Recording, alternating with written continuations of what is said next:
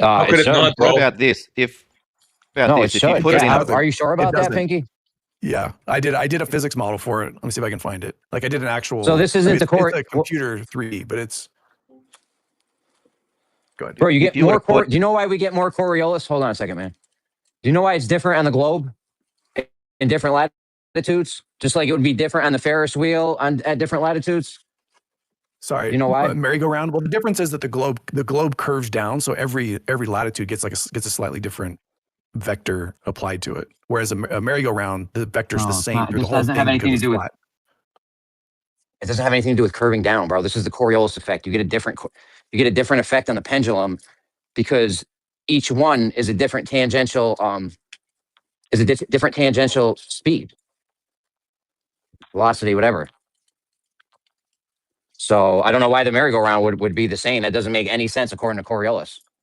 No, I don't. The reason why they're this, like, I don't think that's the reason why they're different. I think the reason they're different is that the pendulum, it's like a pendulum sort of only reports a movement in a certain axis.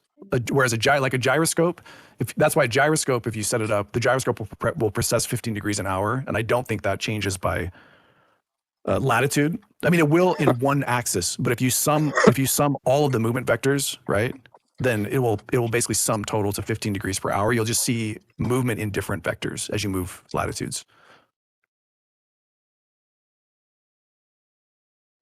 If you put a ring laser gyroscope on a rotating, say, disk, that was the exact opposite of the rotation of the Earth, would it show no precession? Yes, I believe so. Well, sorry, if you put it, okay, it's hard at the north. I think at the poles you could make a definitive answer, but the problem is when you do it at different latitudes, the ring laser gyroscope is measuring on 3 axes. So the merry-go-round is only going to be applying a rotation in one axis. So I think you could always cancel that one axis, and that one axis is going to change with latitude. Gotcha. Yeah, I've always thought about that, but that makes sense now that you say that.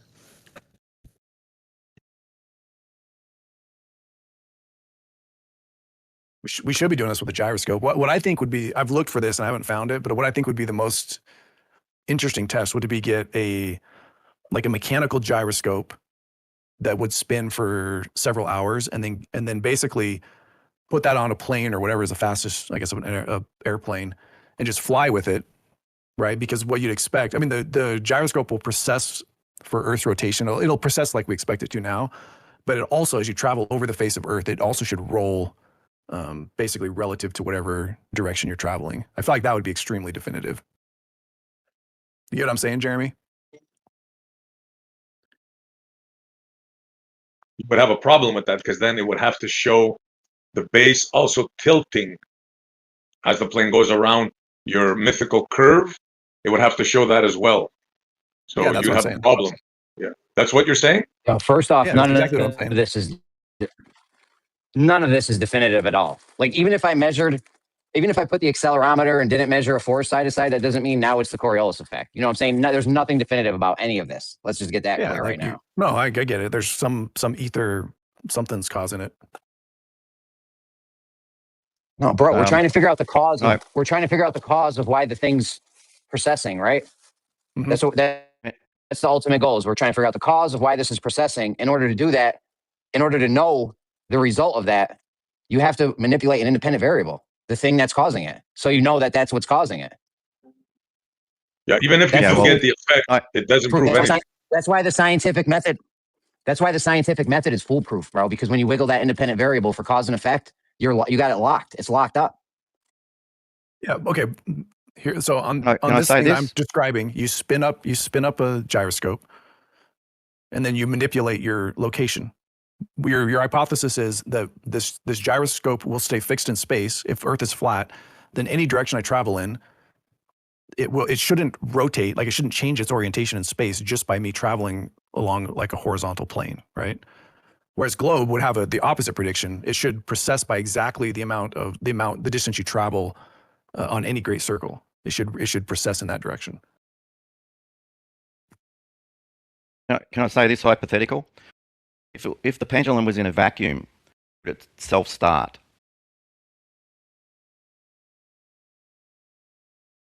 What? Self-start? Because when it's, yeah, in other words, self move. But that'll never happen. No. But I hear That's what you're not saying. Coriolis isn't an action. Yeah, It's not a measurable force. It's not a measurable force that's going to move. It's why they don't process unless something is already swinging the pendulum. Yeah, but how do you know if no one's done it? I mean, it would be, you could try it and see if it would start. Yeah, that's what I'm saying. In the atmosphere becomes a dampener. So because the force is so small, the atmosphere will dampen it, so it won't move. You've got to actually start it. But if it's in a vacuum, you've got no dampening. So it should. I'm just saying, would it self-start? In other words, aren't the mechanical components more of a dampener than the atmosphere? Well, at the very least, it should tilt to what you're saying in the vacuum. At the very least, it should tilt in the opposite direction of movement. Like in a car, you turn right, you tilt to the left, but that won't happen because we know the Earth ain't spinning. But there would be no effect of Coriolis unless it was moving. It wouldn't feel a force if it was standing still. I think he's confusing like the centrifugal effect from the. No one's confusing anything. Coriolis. You're just assuming. Yeah, but the attachment of the pendulum is moving at the same speed as the Earth is moving. So you wouldn't expect to see anything if it was at a standstill, unless I'm misunderstanding it, which I easily could be. Yeah, let's say you have a pendulum attached to a merry-go-round, right? You have a base on the top of the merry-go-round, and you have like a thing on top, like a handman's thing, and you have a pendulum there, right? Yeah. When the merry-go-round is not moving, right? The pendulum would be what we call plumb, right? Yeah. Now, what do you think would happen if you started moving the merry-go-round to the pendulum? So the pendulum's hanging at the very center of the merry-go-round, right? No, not at the center. Anywhere but the center. Okay. What do you think would happen? Depends on how fast you spun the merry-go-round. But you are talking about centrifugal force, which is what I said. Bro, just answer my question, bro. Don't go into hypotheticals, right? It depends on how fast you spun it. It depends on how fast you spun it. What would happen depending on how fast you swung it? What would happen to the pendulum that's plumb? I'll give you two answers. If you spun it at one rotation per 24 hours, you'd have absolutely no noticeable change to the pendulum. If you spun it at 5 rotations per second, then you'd have a centrifugal force, and the bob would swing out, just like the ride at the fair. But that, like I said earlier, you're confusing centrifugal force. But what I'll tell you wouldn't happen. It wouldn't start rocking back and forth. It wouldn't start swinging. I didn't say that, but it would come off plumb once you start moving it, right? Yep. If you spun it fast enough, it would definitely come off plumb. There you go. That's what he was trying to tell you with the vacuum thing.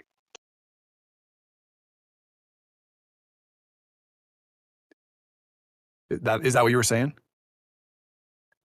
Well, he said it would start swinging back and forth, which I'm not sure about that, but there would be movement. Well, even in the case of the merry-go-round, there would be an initial movement, and then it would just sit right where it's at, right? It's not going to. Well, you think maybe you think that would happen. No, I mean that's how centrifugal force works. You can see the ride at the fair. It spins up, and as it spins up, they rise up, and they just stay at the same height and go around the circle, right? Yeah, they're off plumb though. They're stuck to the wall. Maybe that's right? what he meant. So you're making my argument for me. Yeah. Maybe that's what he meant. I got hung up because he said it might swing back and forth. Well, he did say that it should start swinging back and forth. Yeah, but okay, so you can see how when somebody said swing back and forth, I'm not going to be thinking of centrifugal force. Yeah, but you got to. It's not just the spin of the Earth. You've got the rotation around the sun. You've got all these other movements. That's correct. That's an old argument. Imagine now that it's centered at the exact center of the merry-go-round. Now I'll go spin it as fast as I can. Is it going to start swinging back and forth? Well, if it was at the exact center, yeah, but you'd never be able to get it exactly the center. That's hypothetical. I mean, you could get it close enough that spinning it would not make it swing, right? Yeah, you could get it close enough, yeah. That's what I'm saying. If you're in the atmosphere is going to dampen that tiny little bit of movement. If it's in a vacuum, there's no dampening. It's sort of wherever it wants.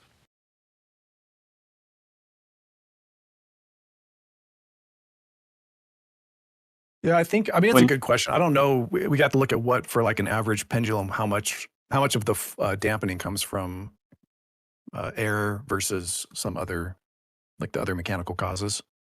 Friction. But when you say movement, are you talking about the precession, or are you? Because I'm confused about this self-starting thing you're talking about. Well, I'm just saying, like if it's in a vacuum, there's no dampening from the atmosphere. So is the thing just going to sit in that one spot or start moving on its own? I mean, has nobody done this? I mean, it's like,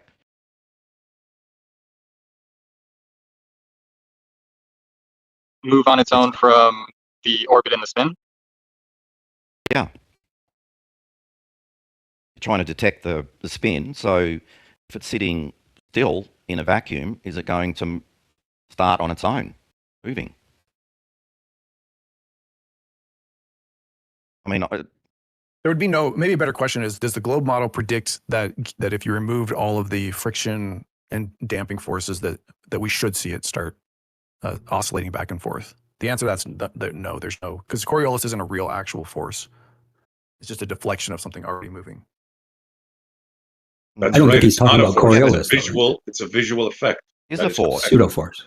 No, it's not. It's not even a suit ball. Call it whatever you want. It's a visual effect. There's no force at all. Yes, Essie's correct. If you put an accelerometer on the ball, it's not going to pick up left to right force at all. Yeah, but if you... And I said it before, I'll state it again. If you put an accelerometer on the ball, it will detect no left to right force. If you move that accelerometer to the ground, it will pick up a left to right force. No, you got that wrong. If it actually moves, then there would be a force detected. Because the only way you can move something is with a force. You have to apply your finger or something, a force on it. That one you got wrong, bro. Sorry. No, that's Or correct. F equals MA. If you go to the calculator... Okay, actually, Essie is right. Essie is right. It would, but you would measure an acceleration. Yeah, it says in the thing it's 0.0012 or something Newton meters Coriolis. That's the force. I think it was in the calculator. You can online there's a calculator for measuring Coriolis. It has to be a force, which is produced by the Earth. I don't know what to tell you. There's not. I don't know Yeah, how they would. I'm not a scientist. No, in the Coriolis effect, I'm a scientist. In the Coriolis effect, there is no force. There's no force. Whatever number they're putting to it, that's how much force you would need if you wanted to stay on track or whatever. That's just that's not an actual force that they're putting there. When you do that, this is like demonstrable because you can do it by throwing a ball over a spinning merry-go-round. You have the Coriolis effect. The ball's going in a straight line. There's no force making it go off its straight line path. You know what I'm saying? Like it's demonstrable that there is no force in the Coriolis effect. 100%. Not making it go off a straight, Jeremy. Not certified. making it. Sorry, go ahead.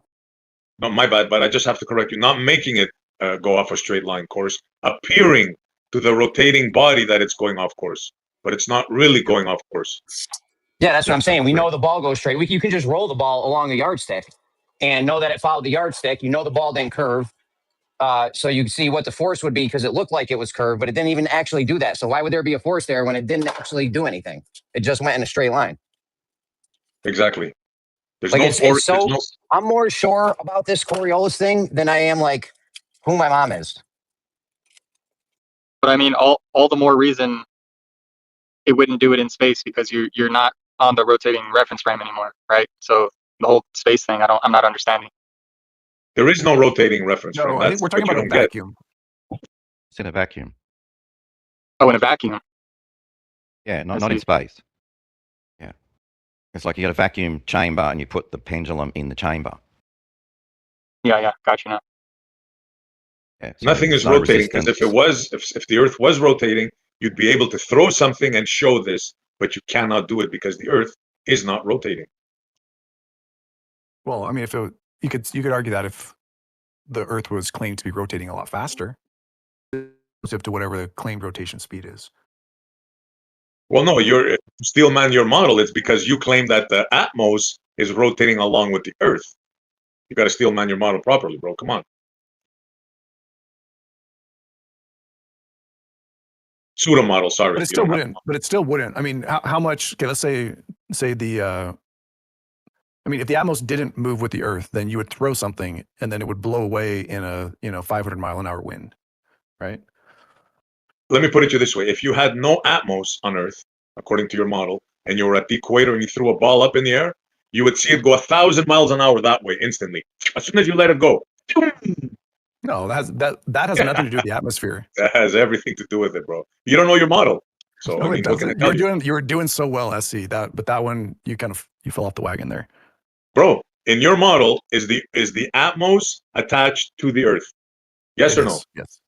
Yeah. In your model, is the hold on. It's a multi-part question. In your model, model, I can answer more than just if I want to clarify my answer. I'm allowed to do that. Okay, right? Clarify. Go ahead. I'm fine. So you said yes to on your pseudo model. Good. Bro, you agreed to on your pseudo model, the Atmos is attached, it's rotating with the Earth, right? It's not a pseudo model, but yes, it is rotating with the Earth. Okay. So now, if I was to ask you why, when we put a helium balloon up, why is it not going away? You'd say because it is going at the same speed because the Atmos is pulling it with you, right? No. Well, no. I'm saying which we know. Inertia. The answer is no. Yes. No, it obtains your inertia. Yes, it maintains the angular velocity when it takes off. It doesn't lose that and fly off into the distance. It's the same as when you're in your car. Like if I'm in my car and I'm going 50 miles an hour and I throw a ball up, the ball doesn't fly 50 miles an hour backwards, right? But if somebody looking, but it doesn't stay. Yeah, but you just defeated your own argument. It doesn't stay along with you as the car is traveling, right? It falls backwards. The ball, no. I mean, so there's no conservation of momentum there, right? When you put the ball, so you hold the ball out while you're traveling in your car. That's the example you're using, right? What happens when you let go of the ball? Hold on, let me explain. Let's say I'm riding with you because this would be dangerous. I'm riding in the car with you, okay? And I have a ball, and I throw the ball up in the air. You're saying that ball will not come straight back down into my hand? No, I'm not talking about that. We're talking about out the window. We're talking about throwing the ball out the window, right? Same thing as when we said. You see, you don't want to play along with your model because you know what's going to happen, right? You know that you can't use conservation of momentum indefinitely, right? Drag and friction. Exactly. So eventually, whatever you let go is going to fall. Like when a bird sweeps down and picks up a weasel or whatever and lets it go, it's going to fly along with it it's going to conserve momentum for a few seconds and it's going to start to drop, right? Well, that's gravity. Whatever. If the bird's flying at a certain speed and it drops the whatever creature, that creature is going to keep that sideways velocity that it got, and then it might be acted on by wind or other things, but it doesn't drop straight down like a plumb bob from the bird's talons or whatever. It conserves momentum. Right, for a few seconds. Like arguing against conservation of momentum is like if you want to do that, go for it. No, I am doing that, and I'm showing to you that in your idea, this indefinite conservation of momentum is only in your brain. In reality, that doesn't happen. So I don't know if you can get that or not. No, like I don't think there's any conflict here. And I'm not. You added a word indefinite, which I don't know what you mean by that, but. Well, when you use the balloon, the air balloon. Conservation of momentum. There's no in science. There's no definite conservation of momentum and indefinite conservation of momentum. It's just conservation of momentum. Exactly. So how does your balloon conserve momentum indefinitely? I said it was because of your Atmos in your pseudo model, right? But you told me no, it's conservation of momentum. Exactly. The moment it leaves the ground, it carries with it whatever momentum the ground had, and at that point, it's subject to air. It's going to always be subject to every force that's acting upon it. That's what I'm trying to explain to you, and you're not getting. In your model, you think I don't get conserves the momentum, and it won't help if you talk through me, right? You interrupted him. I'm sorry for interrupting your interruption. Go ahead. That was rude of me. If I interrupted you, go ahead. I thought I was the one talking, but maybe I'm mistaken. Go ahead. Okay, you're trying to straw man and make it seem like when an air balloon takes off from the ground, that it should go in that exact direction like forever, and nothing should ever act on it again. And you're saying that's the globe model. It's just not. That's a straw man that you made up. I'm not sure why. No, I'm not. What is it? What's keeping the balloon floating there? Is it the conservation of momentum? Or is it because the Atmos in your pseudo model is dragging along at 1,000 miles an hour at the equator? Which one is it? It's conservation of momentum. If you were So to take that would be. if you take out the atmosphere, It does you the take same out the thing. atmosphere and you do this with like a little rocket, something that doesn't rely on aerodynamics. Same thing's going to happen. That's why by the way, why I brought up the car, because the car is a closed system and has a controlled, we all agree the air is moving with the car. And you can see if I throw a ball up in the car, it comes right back down in my hand. It's the slingshot. It just conserves momentum. I could have a little, this is very unsafe for kids, but if you had a little drone, you could launch the drone in your car and it would just hover there. It wouldn't be fly backwards at 50 miles an hour. And the reason is conservation of momentum. Yeah, I tried. I'm done. I tried. But isn't it with the atmosphere, as the higher you go, you've got to add energy into the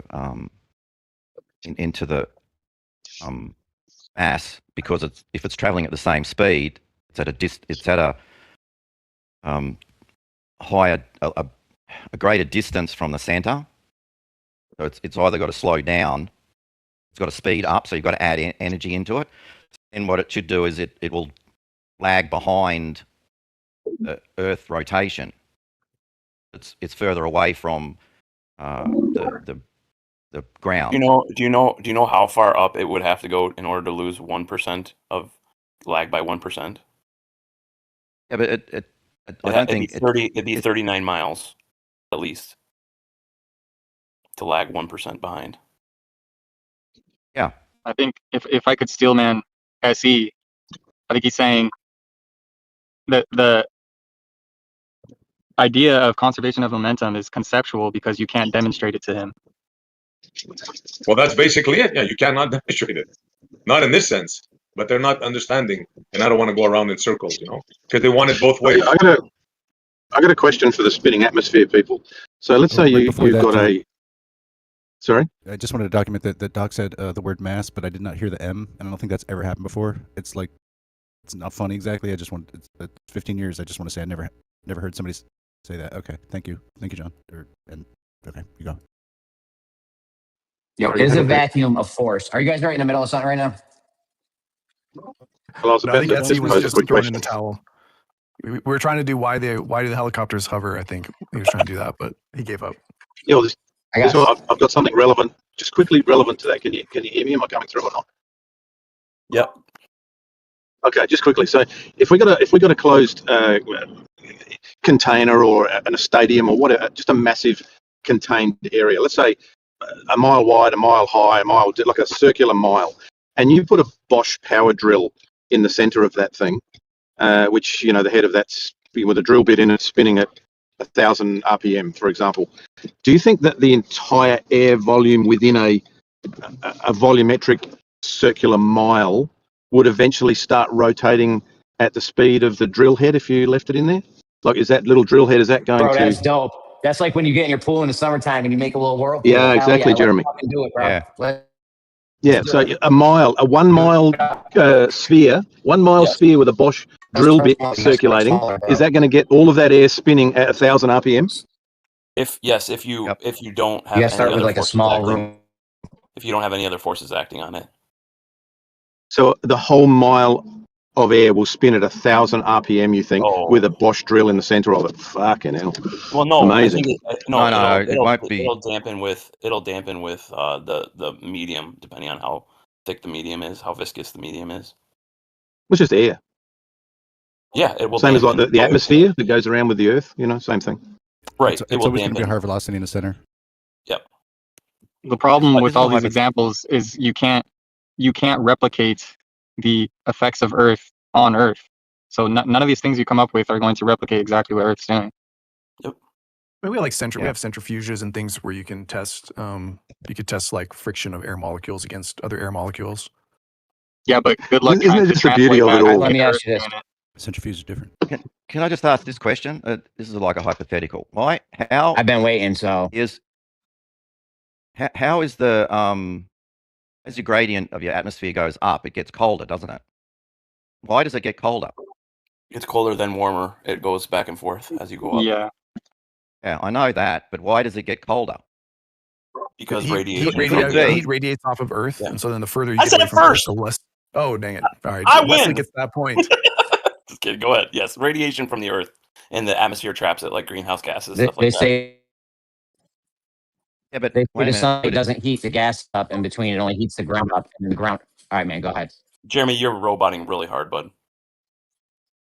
Yeah, could it be that as the atmosphere goes up, it has to absorb more energy to move it at the same speed as the Earth because it's higher up? It's absorbing the energy out of the gas. I mean, like if, in the pool example Jeremy gave, when you go and you make a little whirlpool in your pool, it's not like just the process of making that whirlpool doesn't. It's not like changing the temperature of the water materially. Yeah, but you don't know that because it's All right, only when a this is little bit of a over, change. Yeah, I tried to segue you, Jeremy. Pool, whirlpool. when this is over, I have something. No, finish your thing up. When this is over, I have something that's kind of not related.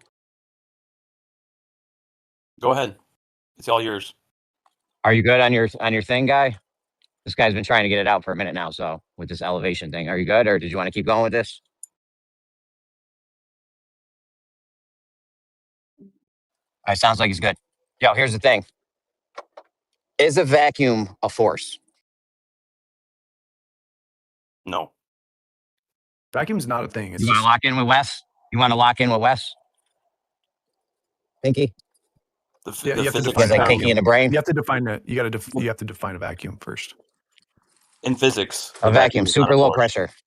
Okay, Yes. okay, we know we got your answer, Wes. I got you locked in for no force. What pressure? Very low pressure. I don't know. You got to give me a number. Whatever a soup. Because I need a Whatever. number. Hold on. I need a number at which below that is no vacuum. Above that is a vacuum. Below that is no vacuum. That's not even a thing. Below that is a vacuum. Sorry. Below that is a vacuum. Above that is not. I don't know, bro. Whatever we could do with a little pump or something, bro. I don't have numbers for you. Like, I don't know who you think you're dealing with here. I'm not a numbers I'm dealing guy. with a guy that's very precise. That cares deeply about getting the correct definition so that we know we can properly categorize things. Whatever you can do with a pump from Lowe's or Home Depot. Okay. All right. We'll say 0.1 torr. Yeah, cool. Okay. Is a vacuum a force now? And so by vacuum, it's everything from that all the way down. Is that a force? Yeah. Is that a force? No, it's not. That was a very long and drawn out. Wesley was on point. He's straight up. You're getting Wes is killing you Wesley's today. I just want to let you know that. Wesley's He's fucking killing you. Yeah, but it's You're getting not. a gold star. You're getting a gold star today. I'm not Wes. trying to feel. I'm gonna need to I see am you trying after to feel class, Jeremy. Pinky. I'm gonna need to see you after class, Pinky. Okay, so no to the force. All right, got it. I wrote it down. Vacuum's not a force. Now, how much force?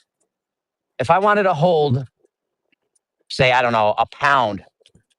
If I wanted to stop a pound from falling, how much force would I need to put into that?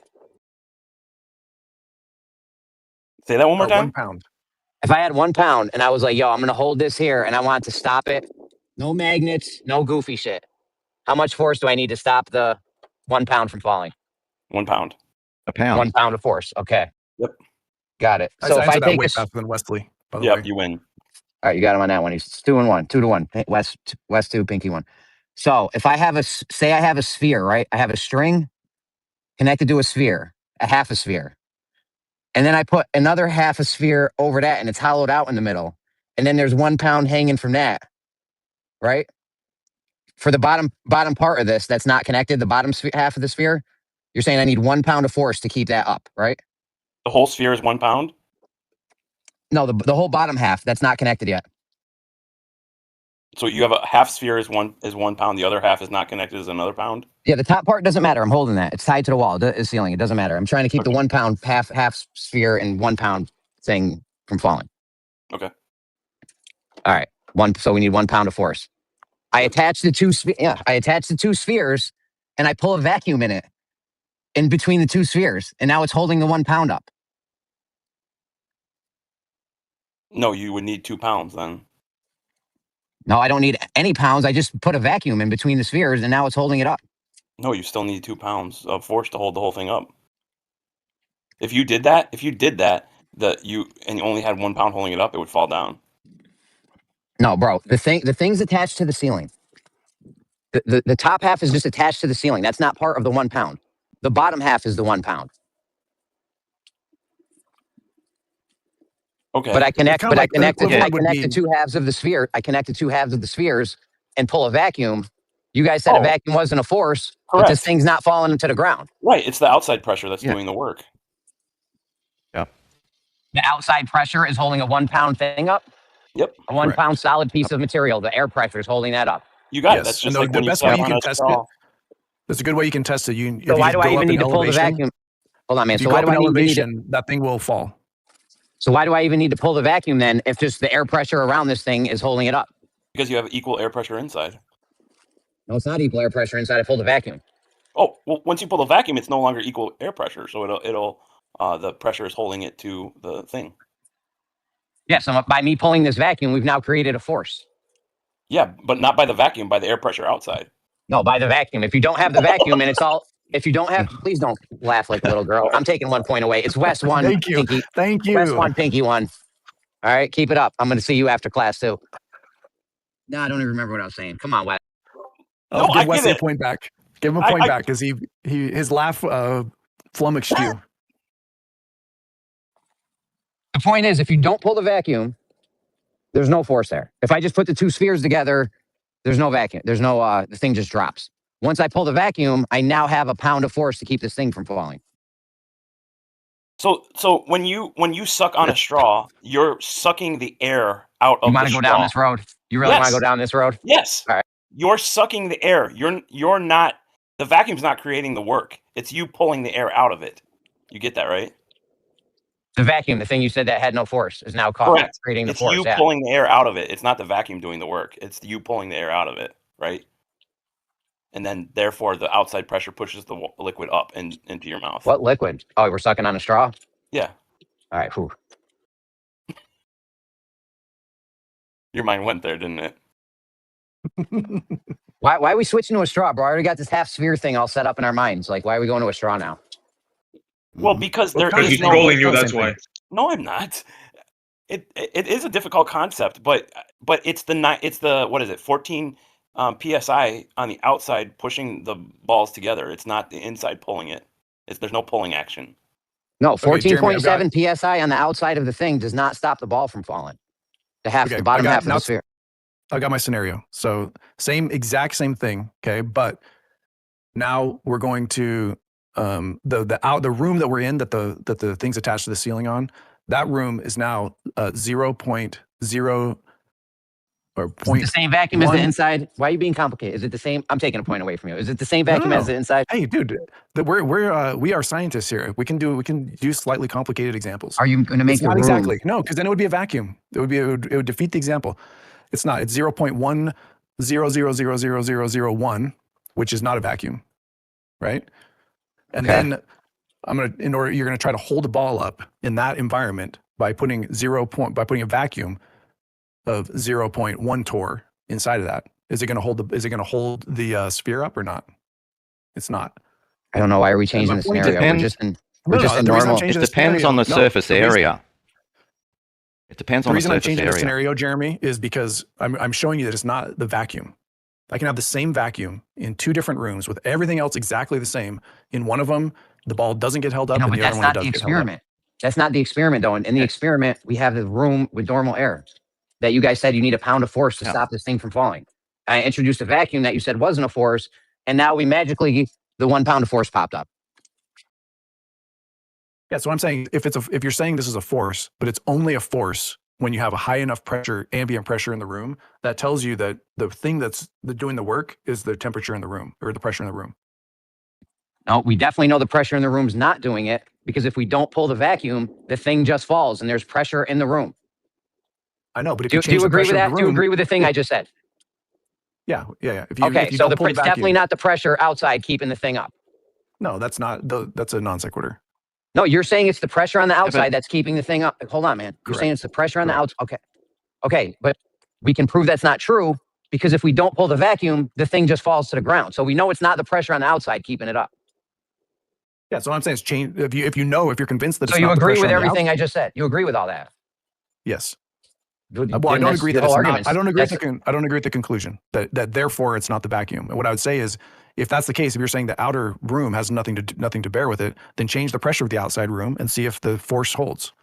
Okay, but we're just trying to figure out what's keeping it up with the room with the air in it, right? That's what we're trying to do. We got a room with air in it. You said I need a pound of force. We're trying to figure out where this force magically came from. I'm saying it's the vacuum. You're saying it's the outside air, but if we don't pull the vacuum and just connect the two spheres, there's no magnets or anything. It just falls to the ground. So we know it's not the outside air doing it. It's only when you pull the vacuum. This is like an independent variable or something. Looks like. No, I can just change. All I have to do is say change the outside air, and then You're trying to change a control variable. Though why? I'll show you. I'll show you an example. I'm just showing you that it doesn't matter. Like you're saying. Oh, go ahead, Wesley. Well, you've done this experiment where you've taken a water bottle and you're up at in the airplane at 40,000 feet. You open the water bottle, drink everything, and then close it. When you come back down, that water bottle is all crushed. When was the last time you flew on a plane? 2 weeks ago. Oh, they gave you water bottles on the thing? Maybe they do. I forgot. Well, no, I bought my own water bottle, but They I've don't done let this water before. bottles on. They don't let water bottles on planes. No, you Of course buy they it. do. Oh my gosh!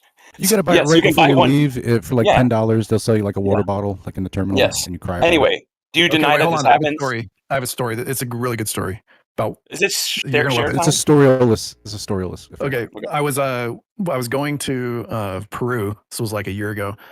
We were like going through. I think we had to go through customs or whatever. I'm in this airport in Peru, and when you're through security. You're like, oh my gosh, and I'm so thirsty. So we went and bought I had my kids with me. We bought like 5 bottles of water because we're like, we're gonna go get on the plane. Then they let us bring these on. So we loaded up on this water. And then for whatever reason in Peru, even though you're through security, when you go to get on the plane, they did not let you take the water that you just bought 5 seconds ago from the store that's like 10 feet away. Really annoying. That's all. Did you go see the Nazca lines? No, I didn't. I would have. We did. It was Machu Picchu. You went to Peru and didn't go see the Nazca lines, bro. I know. What'd you go to Peru Peru's for? a big place. As it turns out, Peru is a big place. And really, though, what'd you go to Peru for? We You had the hiked kids Machu with you. They Picchu. would have remembered that for the rest of their lives, dude. My dad brought me to Mexico and I climbed a pyramid. I'll never forget it. Yeah, You went to Peru and you didn't do. We hiked the Inca. We hiked the Inca Trail into Machu Picchu. That's pretty. Oh, there we go. You should have led with that, bro. You should go ahead, Gio. You gotta lead with that next time. Go ahead, Gio. Nice, dude. That's awesome. I've been there too. That is awesome. Yeah. Now we're cooking. That's really cool. You've been there. Yeah, That so was we just a saw year the ago? on here. We talk about the super tight fitted, massive stones stuff. We went and saw a bunch of those. It's really cool, and very, very impressive. Yeah, that's dope. No, it's fucking fire right there. That's as good as the pyramid I went to see in Mexico. Yeah, Pfinky, when you got to tell a story about Peru, topic. start off with Machu Picchu, not water bottles in the airport, right? Have you guys heard of I'm not TT super good with Oaxacan? stories. I really latch on to odd things, whatever. What's it Have you called? guys Yeah, talked point about for that that. yet? Yeah, it's a little bit Yeah, let's- unrelated, but in TT Oaxacan, that like pyramid, Teotihuacan or whatever, there was like a mass shooting there today or yesterday or something. Oh, What? wow. Which one is Tiwanaku? Oh yeah, I saw that yesterday. The one with the platforms and it's like a step pyramid.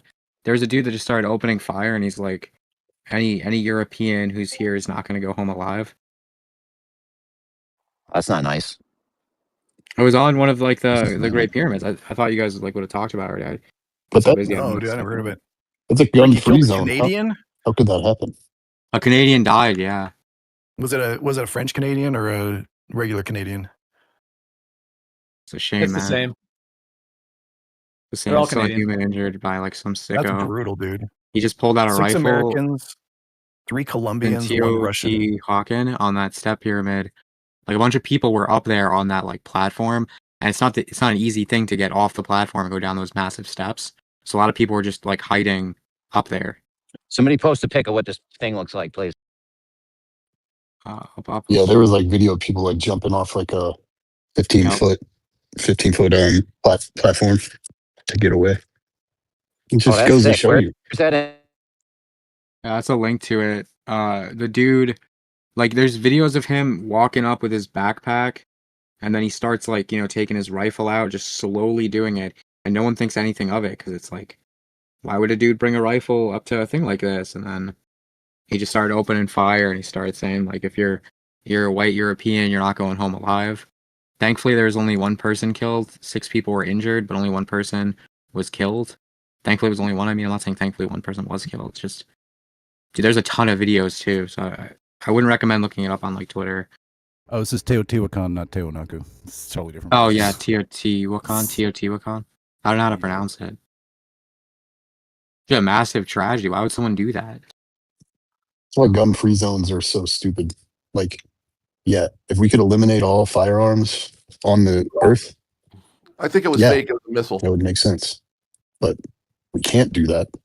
So gun-free zones literally are like an elementary school kid came up with the solution. Do you think it was a missile? I don't know. Yeah, there was no. It's fake. It was a missile. It was the government that did it. You can watch the video of him like taking his rifle out and firing on people. I don't know if it was. I don't know if it was. It was CGI, dude. Come on. Dude, it's just trolling. I'm serious.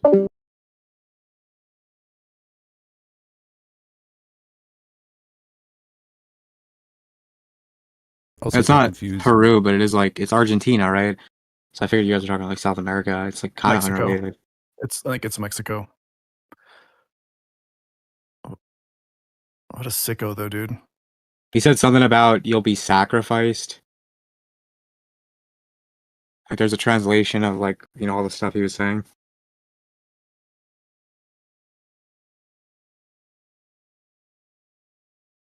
"13 people were injured, and the news is saying it was Columbine inspired." Oh yeah, didn't they say he was like a Columbine and Hitler fanatic? I didn't mean to ruin the chat. I thought figured everyone already talked about it, so I just want to get your guys' thoughts on it. I know you guys didn't know about it.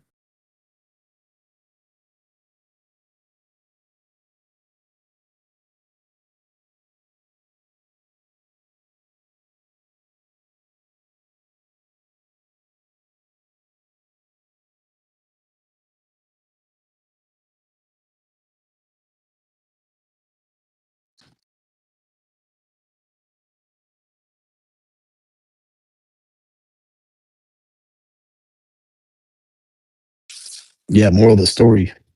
Gun-free zones are just soft targets.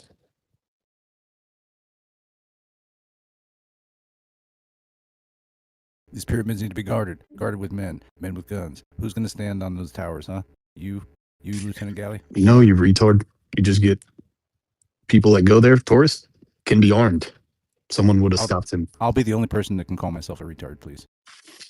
It would be a shame if like a place like this has to have like armed security now, because like people are, because like weirdos, they do like prank videos where they go to like a place like this with a backpack, they'll like copy the backpack and they'll take out like a tripod and their camera, and people start freaking out, and they do it on purpose just to troll.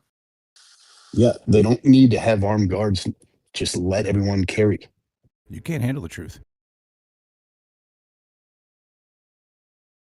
Yeah, well, the old saying, guns don't kill people, people kill people. I just don't know what leads someone to do something like this. It's just a very dark thing. Yeah, for sure. And he knew where a soft target would be. But Chris Rock says that bullets kill people. Provable. Yeah, so do knives. What was that proposal that Chris Rock made? Is that Dave Can you Chappelle? shoot a knife out of a gun? Is that what you're saying? I think he said something about like adding a bullet tax where every time you fire the gun, you gotta pay a certain amount, and that'll like limit people from spraying. Yeah, because criminals they pay all the taxes and make sure they follow all the rules. Yeah, I think that was like the purpose, like the point of his joke, right? Is that you have to make them file a W-2 form every time they fire their weapon.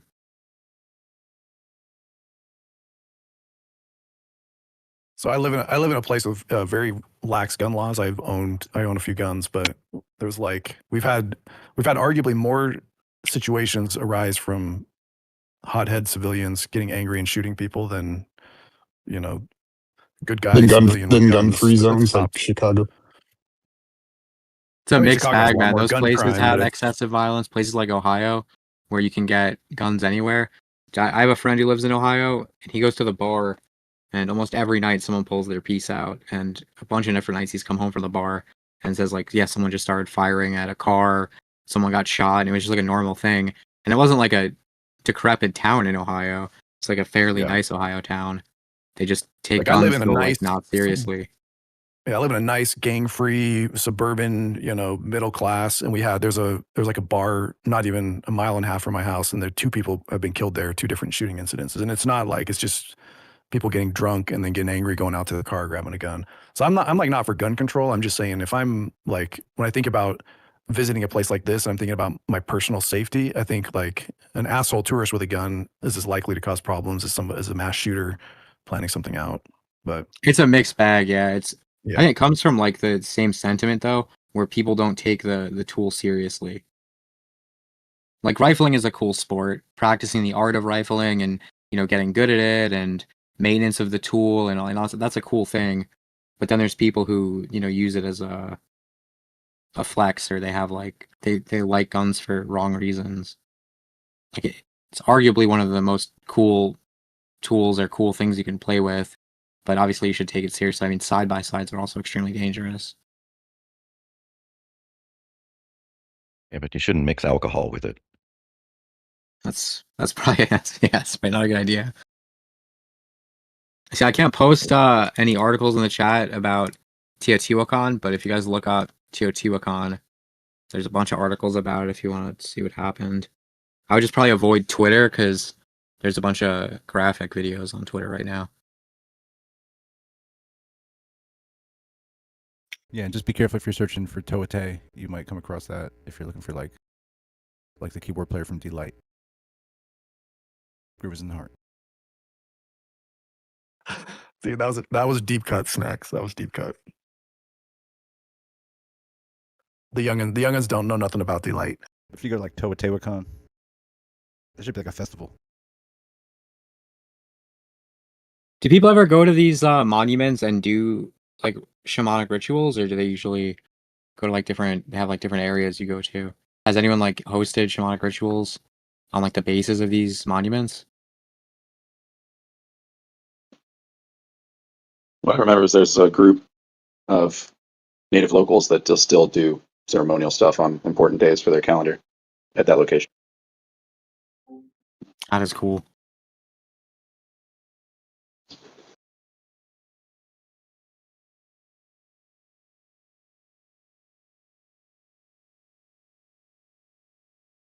Every photo you've seen of that place doesn't do it justice. Have you been there? Like mine, yeah.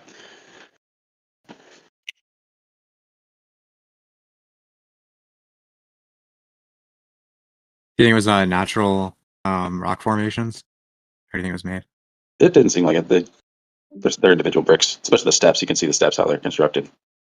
They're steep as hell. Like there are multiple signs saying if you get your ass up there, you better be able to get your ass down. Yeah, they charge you like a fee if you have to ask for help, right? Probably, yeah. It's like that one beach where you can like climb all the way down the Yeah. mountain, but if you have Yes. to get rescued, it costs you like $10,000. You just got to pay the Coast Guard's fuel bill. Like I've been up like real mountains and stuff like that, and like they're high, but they don't have steps that you can just fall down if you fall. Yeah, and the steps are narrow. The steps are not up to code for sure. they're not like a foot step deep. Like they're not like a foot. Regulation. Yeah. So I you're don't almost think like anyone's tipping calling over the OSHA rim. on Teotihuacan, but maybe they should. That would be a good like lighthearted bit though. Like you show up with hard hats and neon vests, and you start measuring the steps. You give it Yes. like the rise over tour. run. That's not up to code. Yeah, you're gonna have to shut this whole thing down. This operation, like the poor tour. What do they call it? The tour guides. But the top of the monument isn't wheelchair accessible, so you're gonna have to go a long ass ramp. Like where's the restroom? Unisex? Really? One? Oh, yeah, that was one of the things with the ancient buildings, the Tartarian so-called buildings, is that none of them seemed to have an area for a restroom. They couldn't find that. Now, granted, maybe it was covered up and they put like sheetrock over it, but there were people who were covering that. It's like, what, did they not use the restroom back then? You ever seen like John Levi's channel about that? No restrooms? It's like he'll cover the World's Fair, which is when the people who run it claim to have built a lot of these buildings, and there's tons of like little stalls outside that look like they were just set up after it was found, and then there's no like seemingly no area for the restroom. Oh, dude, did I tell you about the 1896 set of books printed of photos of the World Fair that happened that year that I found at a. Was that Chicago World's Fair with the Ferris wheel? I think so, yeah. But it was 12 volumes. They're just like paperback things. I took a bunch of pictures. I'll put them in chat. It was $98. I wasn't that invested in proving Tartarian technology, but I can tell anybody where to go get them if they're near North Carolina. I like. They were I used originally World's printed. Fair They're not understandings, reprints. sorry. Yeah, I was onto the World's Fair thing like well before any of this John Levy bullshit. But I think he's like almost gatekeeping what could be understood from observing World's Fairs, but that's just my opinion.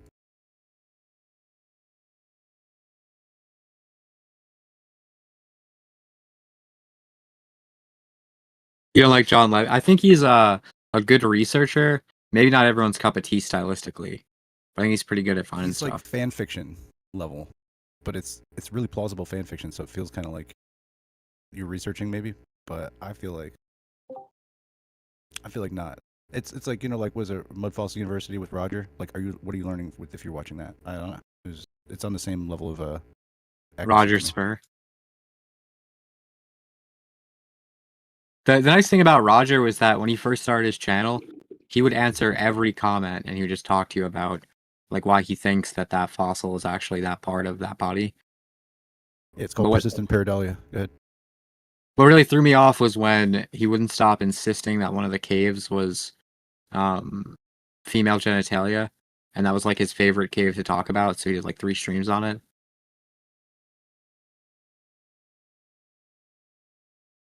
That's what kind of drove me away from his channel.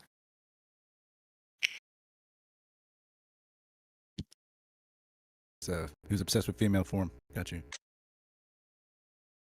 I think it's just like the science that he claims that's going on sometimes feels very, very ungrounded. But that's why I mean, I think the same thing is true for the John Levy stuff too. As it makes it fun to kind of excavate these really, really dry pieces of information. But I don't know, like it's maybe like an invitation to think about it your way is kind of how I like to look at it. Like he's not able to actually point it out for you, so he's got to show you some kind of parallel story. But I do think that there's a lot of really interesting truth to be extracted from looking at the World's Fair. Well, have you seen the Canon video? That's the one video that I can't like throw away when I watch. You know the video where he shows, like they say, oh, these are cannons from the 1500s, and they're like way too big for anyone to lug them into battle. It would take like advanced machinery to lug a part of them, and it turns out they were very likely rock turners, you know, to make like perfect spheres from rocks. They weren't cannons that fired them. Because the weight of each cannonball was something crazy, like 200 tons or something stupid like that. And that video always stuck with me. That's one that I can't like, I can't shake. So I'll post that one. Maybe that one's worth a watch, but it's the absurdity of the claim, the Canon video. And going back to the toilets, like Romans had like a sewage system and they had toilets. But when I was younger, we used to have people, the toilet was always out the back of the house, back in the 60s, the 50s, and they used to have a bloke that would come, like a truck would come along and pick up your dunny can and then take it down the tip. And you go like, then this bloke invented the crapper, like that was his name, which was a flush toilet. You know, it took that long to invent a flush toilet and a sewage system. And the Romans had like a sewage system 2,500 years ago. You know, what happened in between? What would comprise a sewage system? Just pipes that move shit, or There was aqueducts, right? The higher up aqueduct. Well, we're just trying to. You went to a sewage system which has got 2 tanks on in your system. That gives the time. The first tank breaks everything down. The second tank breaks it down, and then it goes into a leach drain, and the water goes into the ground. That's what I was looking for, man. That's the magic. It's the magic sauce. So Snacks, this particular gun was 37,000 pounds. This cannon, and they supposedly lugged it into battle, and then they would shoot out projectiles that were like 2,000 pounds. So you have a 37,000-pound cannon assembled in parts, and you're going to bring that into battle with, when people are fighting with swords and shields, and assemble it in parts. Well, probably something like that would be able to take a ship out, or like a big, like a siege weapon. It would probably fuck up a siege weapon. I don't know. Is it worth it? This is one of the ones that always like stuck with me though, because I think it might just be a turner, to create spheres, like turns the stuff inside. And then they found gears on the how like gears have like the female part. The picture appears to have handles on it. Yeah. Those things those are gears. The illustration. Oh, okay. Yeah, sure. Oh, the illustration. The illustration has some kind of like handles that I don't believe that the actual pictures have. Yeah, I see a handle near the end. Yeah, I see one of them. On the picture, there are no slots for a gear system to turn on. It's like, if you even consider like how you would, whatever the process is of fucking making a barrel like this big, you would almost need to like engineer some kind of track on it in order to maintain that cylinder correctly, I think, just to register it right. So maybe that's a mother of invention type necessity. But anyway, none of that's like shown on the illustration. I don't know. What are we saying? The video kind of hints at what he thinks they were for. He thinks they were for crushing and milling these stones to turn them into balls for different things. And that the turners, the cogs, the female part of the cog on the outside, were so you could, hoist this up and turn it. You turn it really slowly. So like, you see how it has those look like the other side of a cog, right? The female end of a cog. And then I don't know, this one always stuck with me. A lot of John Levi's content was like, and so this Antiquitech, we can't explain. I won't listen to anybody who talks that slow. I won't listen to Dubai or that guy. Yeah, a lot of it. Teachers. I failed that twice for slow talking shit like that. It's like, what the fuck are you taking all this time for? What are you putting in my mind? It's like x equals 2. It's like, no, actually, x is a letter, 2 is a number. What are we doing here? Why do you have to say it so slow? Like, gotta hypnotize me? If you're hypnotizing me, if you have to hypnotize me, man, shit. I don't want to. And some of the examples they found with the same like kind of cog stuff on the outside was just solid all the way through. So why would it be solid all the way through? And this one has both the male and the female. Isn't that weird? Yeah, shit is weird. Definitely weird. Yeah, I don't trust algebra teachers, especially if they speak slowly like that, man. I'm with you. Yeah. I do summer school. I'd rather do summer school than listen to people talk slow. But I can see why people enjoy a John Levy video, and that they're like these episodic kind of things, because he's cranking them out too. So I'm not shitting on his craftsmanship. I mean, I think he does a nice job in producing videos. But I also feel that, yeah, it's just like parallel logics, parallel thinking, or parallel reality is a very active part of his imagination. So like I try to just look at it as like a fictional, like, spelunking through this stuff, and that he has a rich, like, sort of fantasy world to draw from, and that a lot of this may in fact like be part of the underpinnings of these things that he's looking into, but he may be like blowing it out to some other crazy proportion just for the dopamine spike of the fantasy. I fall for the Retartaria stuff every now and then. Like once every 20 days, I'll fall for Retartaria a little bit. All right, I do have an explanation a little bit. That's what I was waiting for. Go ahead, Andrew. Cool. So if I were to ask you right now to explain to a class what is 7 times 7 minus 7? 49. 42. Go ahead, I'm keeping on. Explain to the class how that works. 7 times 7 minus 7. Okay. Well, hold on. Is this all in one sentence? Because then you got to do like an order of operations and shit. Yes, yes, it is. Yes. Okay. Now imagine that it's not going to be that simple. you're going to be explaining this to someone that's in 4th grade when they start learning multiplication tables and order of operation and getting into algebra slightly. You just explain what the order is. That's all. Okay. Say, yo, you do this first and then this.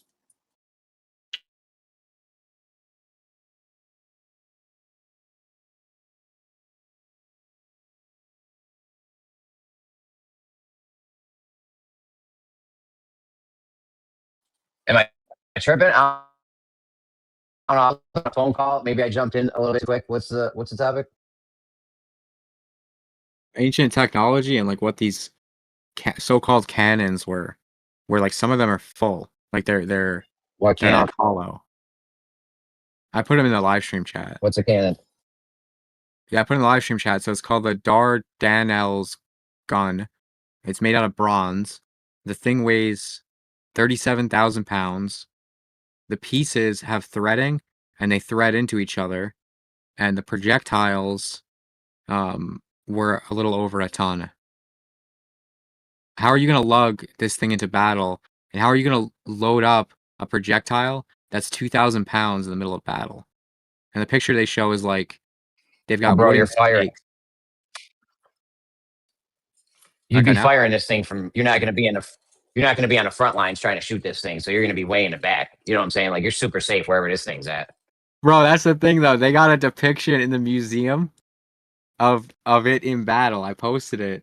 And the thing is on the front lines while they're fighting with swords and shields in the 1400s. No, that's ridiculous. This thing would be so far back.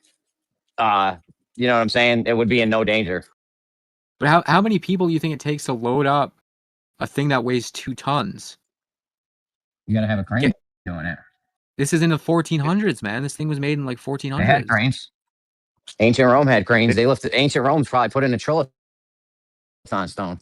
What do you like? Agree to the battle 3 weeks in advance? Yeah, you guys bring your men. We'll bring the 38,000-pound cannon. Like, dude. It could be like a Cold War thing. Hey, look at me, I got a bigger gun than yours. They say they have cannonballs from like that would have been fired out of this thing. If you look at it in the museum, it shows you all the parts. Like you have to assemble it.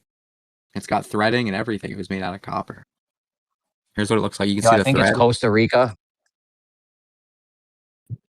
I think it's Costa Rica. They just have huge. There's just huge balls, huge stone balls on Costa Rica, like huge balls. Yo, you guys know why the cannon was invented?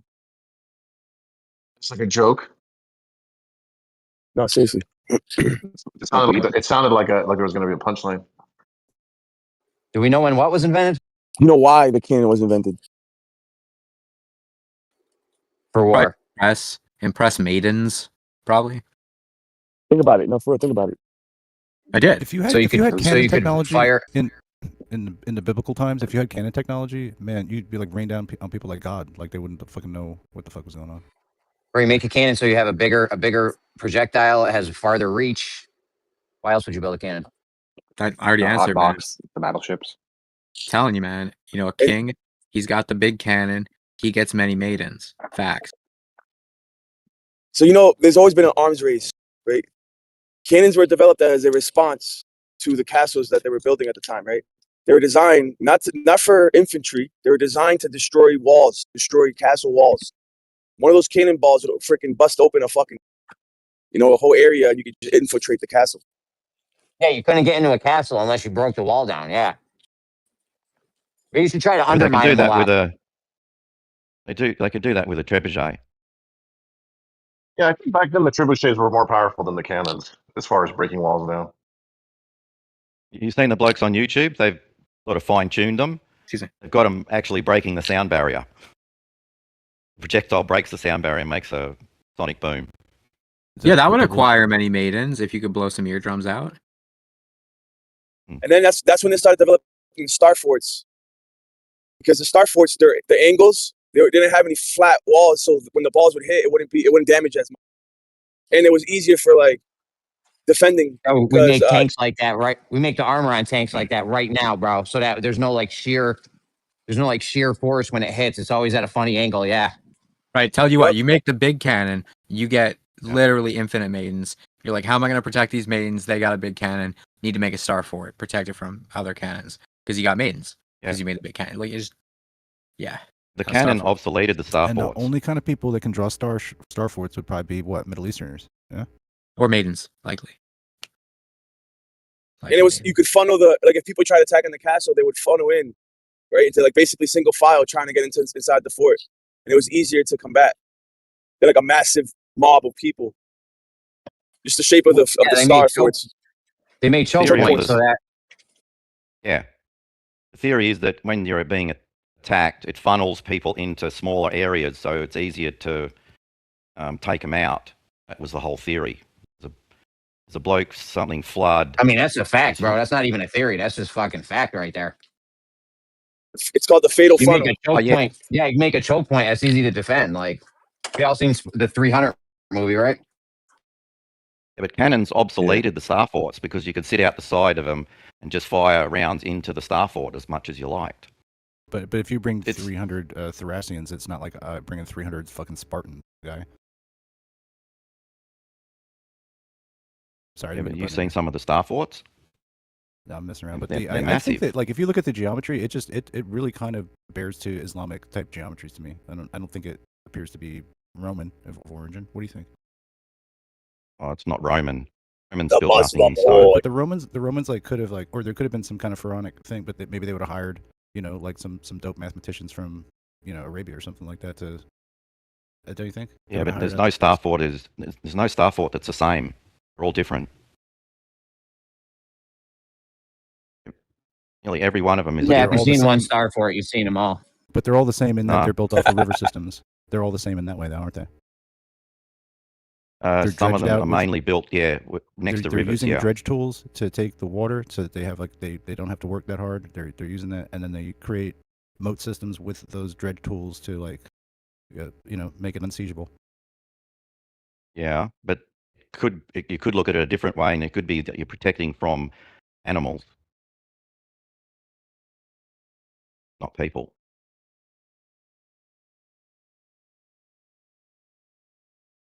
Let me ask you this: do you think that these rivers that they built these star forts on, do you think that these rivers are like trade routes at all?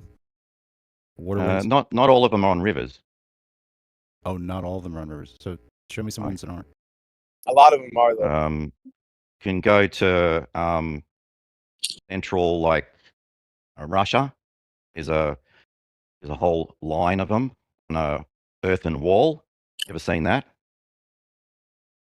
Does that They're sound not like Star all on Fort? rivers. Yeah, there's star forts all along it. Go on On rivers. starforts.org and download the Google Earth file, and it puts up all the star forts. There's about 900, nearly 1,000, all over Google Earth.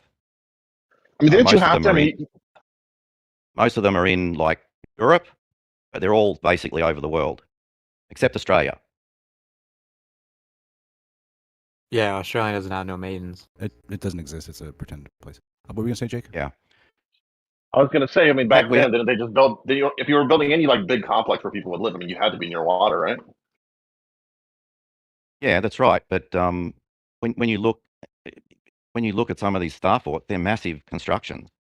I mean, there's one in Italy which is what's it called? Palomona. It's like circular. It's absolutely massive. The thing is that you could be confusing, right? Because you know that there was an era of real star forts that were used, and then there's an era of, man, aren't these star forts cool? We're gonna build one here because King Louis XIV wants one here, so we're gonna build a star fort. So that happened too. There's like an era of resurgence of these things because they still had function, you know. Also. Yeah, but as I said, the cannon obsoleted them. Fortification doesn't work with a cannon. I mean, you can just sit there and pummel it into rubble. I mean, you want to look at a funny one, just go to the end of Florida Keys at the Fort Jefferson, in the sitting on like a little island.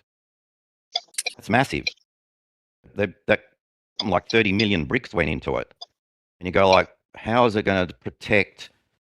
And there's water all the way around it. Ever seen that one? No. No. It's absolutely massive. I think there was something else I was Points. watching It about had like a star 12-inch fort in cannons. Ohio. versus like some Indians, and like they use like a trench system to like this was like a long-term siege that was going on. Versus like just it shows you like how difficult like a star fort would be to like assail it if you didn't have like a crazy type of weapon or projectiles or something. Yeah, but like there's one in Canada up in the middle of like that King Sound. It's down the bottom. That was all built with stone, and there's no record of anybody ever, military ever manning it. Stone construction, middle. It's found in Indonesia's got about 5. It's all islands, basically the Spice Islands, and there's 5 all over Indonesia and all in the different islands. And there's where nutmeg comes from, called Banda Islands. There's 3 little islands out in the middle of nowhere, in between, just sort of a bit north of Papua New Guinea. That's the only place that nutmeg came from, is those 3 islands, and there's 3 star forts on it. 3.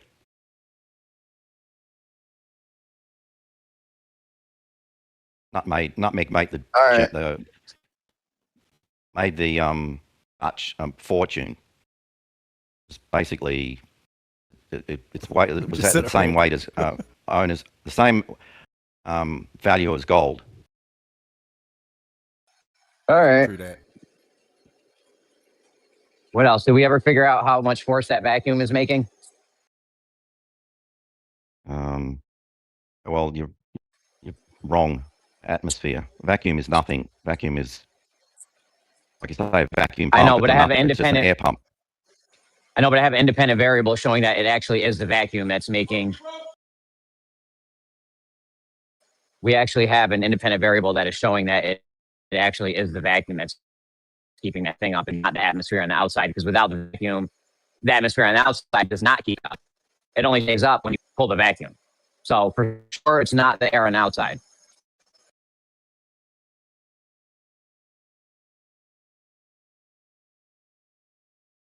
You know what I'm saying? Well, that would imply that it's the ether holding it up. Nope, just the vacuum. It is literally an independent variable. This is foolproof. Holding what up, Jeremy? You don't pull the vacuum. You have a sphere. But the sphere is hollow and it's cut in half. And the bottom half, the top half of the sphere is connected to a string connected to the ceiling. The bottom half of the sphere is we want to see how much force. These guys said if it weighed 1 pound, it would take 1 pound of force to keep it from falling. And they said a vacuum wasn't a force. So I said, okay, when I pull the vacuum, though, I can your 1 pound of force magically appears because this thing doesn't fall now. Do you think a vacuum is a force? No, it's the atmospheric pressure that's pushing on it. That's why you're going to be limited to the most weight that you could put per square inch is going to be no more than 14.5 pounds per square inch. That's the most weight you'd ever be able to put on it. No matter how much of a vacuum you suck, you'll never get more than that. I know. I already debunked that though, because we put the 2 halves of the sphere together and it falls. So it's definitely not the atmospheric pressure on the outside keeping it up. We've falsified that by making that happen. What do you mean? And then well, when you said it's the outside pressure that's keeping it up, when we just put the spheres together, there's outside pressure on it, and but there's also pressure. There's also inside pressure that's equivalent, right? So if it's the same pressure on both sides, then there's nothing that's holding it up against the force of gravity. Yeah. So when we pull the vacuum, our 1 pound of force that's needed to keep this thing suspended magically appears. Even though you're saying the vacuum's not the force. All you have to do, all you have to do. Hold on, bro. Hold on a second. We already been through all this. You have the sphere, you put it together, it falls. There's outside pressure. It's not the outside pressure keeping it up. That's a fact. As soon as you put this in a vacuum chamber and hang it, and you start drawing a vacuum on the outside, the moment you take the atmospheric pressure away, the thing falls. You did the same thing they did. You're not changing a control variable. That's the control variable. There's 14.7 PSI in the room. That's the control variable. We're not going to manipulate that. We're going to manipulate the independent variable of the vacuum. Why do you suppose this is no different than a water column, right? Of how many feet of water? You have no argument, bro. There's no argument for this. You can support a water column of 33 feet. before you can no longer support any more water, right? And if you go up in elevation, we're that talking about the distance half gets. spheres, bro. This isn't any different than a half sphere, though. It's just. Then why change it? Then why change it? Just talk about the half spheres. Why change it if it's now different? Well, if it's like an upside down, like lab tube, it's basically half a sphere with a cylinder attached to it, right? Why are we changing it if it's the same thing as the spheres? Why are we changing it from the spheres? Well, the shape isn't important, right? Why would the shape be important in this case? Whether it's control, like an upside down, it's a control variable. It's a control variable. If it's an upside down test tube or it's half a sphere, what difference does it make? Why are we changing it to a test tube? Why aren't we just sticking with the spheres? I got my experiment all set up, bro. I mean, you could do it with the spheres. Here's the other thing, Jeremy. Yeah, we're doing it with the spheres. Here's what you can do. Here's what you can do is you can take this to different elevations, and you'll see that if you take it up to like 10,000 feet, you'll be able to carry a third of the weight that you were able to at sea level. We're changing the control variable. Stop changing the control variable in my experiment. It's the control variable. Why would you change the control variable? You just keep it constant. We're keeping it at 14.7 psi. If it's not the atmospheric pressure that's holding it up, then it shouldn't matter what the atmospheric pressure is. It's 100% not the atmospheric pressure. We can disprove that by just putting the spheres together and the bottom one drops. So it's definitely not the outside pressure. No, because the forces are the same on both sides of the sphere. We have 100% falsified that it's the outside pressure. If you put the spheres together, you still have 14.7 psi inside the sphere and outside the sphere. So there's no pressure differential. That's why it falls. So it's definitely not the pressure outside keeping it up, because when we do it, it just falls. So definitely not the outside pressure keeping it up. It's the outside pressure when you create a pressure differential. So that pressure only holds it up once I pull the vacuum. Yes, only once you hold a vacuum. No. Yeah, and you're saying it's the pressure on the outside, even though with the pressure on the outside doesn't hold the sphere up unless I pull the vacuum. Well, the vacuum creates a pressure differential. Otherwise, the pressure from when you just put a lid on something that was at atmospheric pressure, you have atmospheric pressure inside that container, right? That's why if you take that container up to a higher elevation and you open it, you'll hear it gas out, right? Because you had stored the atmospheric pressure inside that container when you put the lid on it, right? Do you not agree with that? If I take a container and I hang it upside down, I put a lid on it. You're changing the experiment. I disagree. I disagree with this. You're changing the experiment. Once again, I'm probably just going to stop because you keep trying to like change the experiment. I don't know why. It's weird. So what's the? I got the experiment, bro. We're in a room that's 14. What's the independent variable here? The vacuum. In this experiment, what's the independent variable? Pulling the vacuum. The pressure inside the pressure inside the sphere, right? Yep, the pressure in the sphere. The vacuum is the independent variable. Pulling the vacuum. We put the sphere together. We put the sphere together. Don't pull the vacuum. It drops. We put the sphere together. We pull a vacuum. It doesn't drop. And what's the dependent variable? The amount of weight you can hang on the end of it, and before it'll drop, because it'll drop at some point. If you put enough weight on it, it'll drop. You don't know what you don't know what a dependent variable is. No, I'm saying what's the dependent variable in your experiment? No, the dependent variable is what reacts to the independent variable.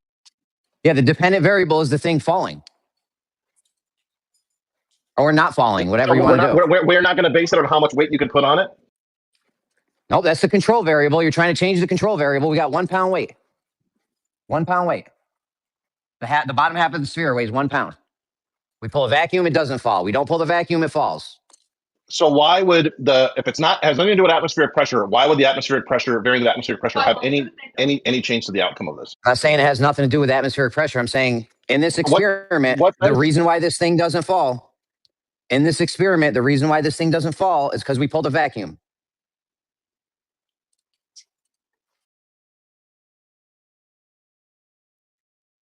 So what would the relationship of the atmospheric pressure have in the system? It's a control variable. It's 14.7. But we know that it affects the experiment. So why is it affecting the experiment? Nope,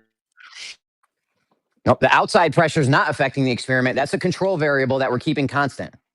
If the outside pressure doesn't matter, changing the inside pressure.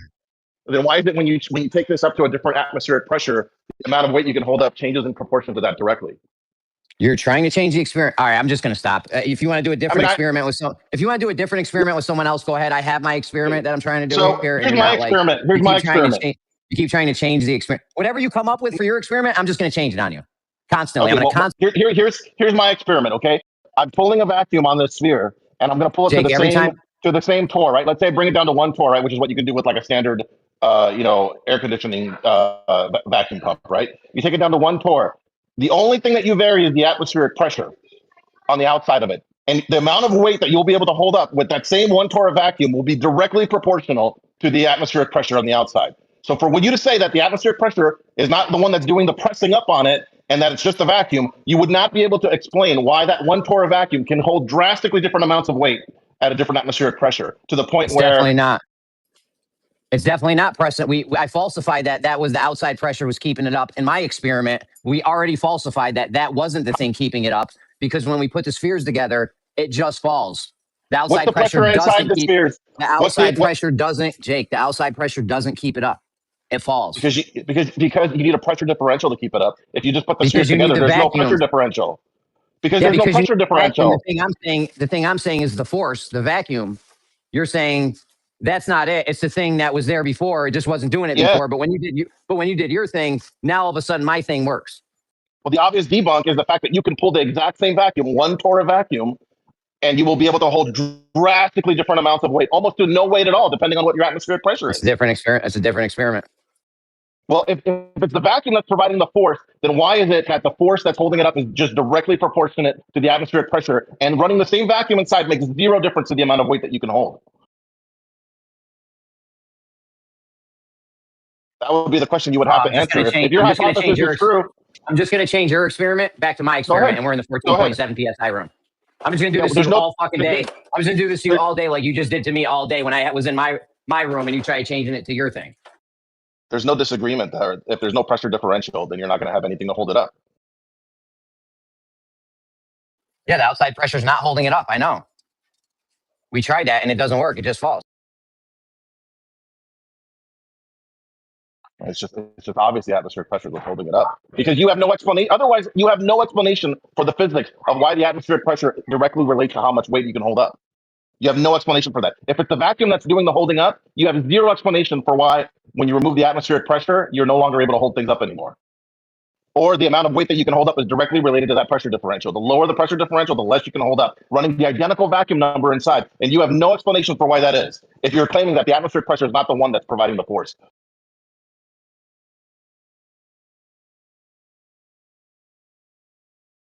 In fact, I remember having this conversation, and we were looking up. They have those huge suction things that they use to pick up stuff at construction sites.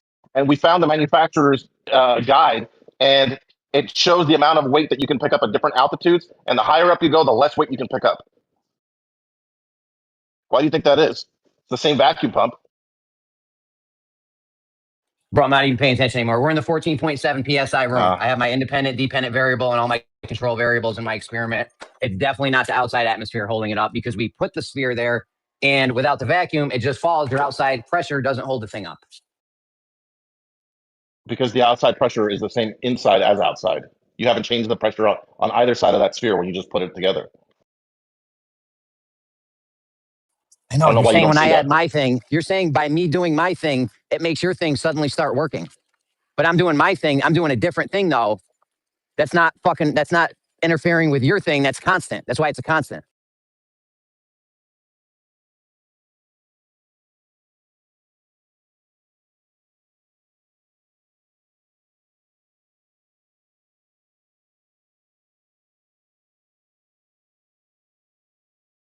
I mean, is this not a proper scientific experiment?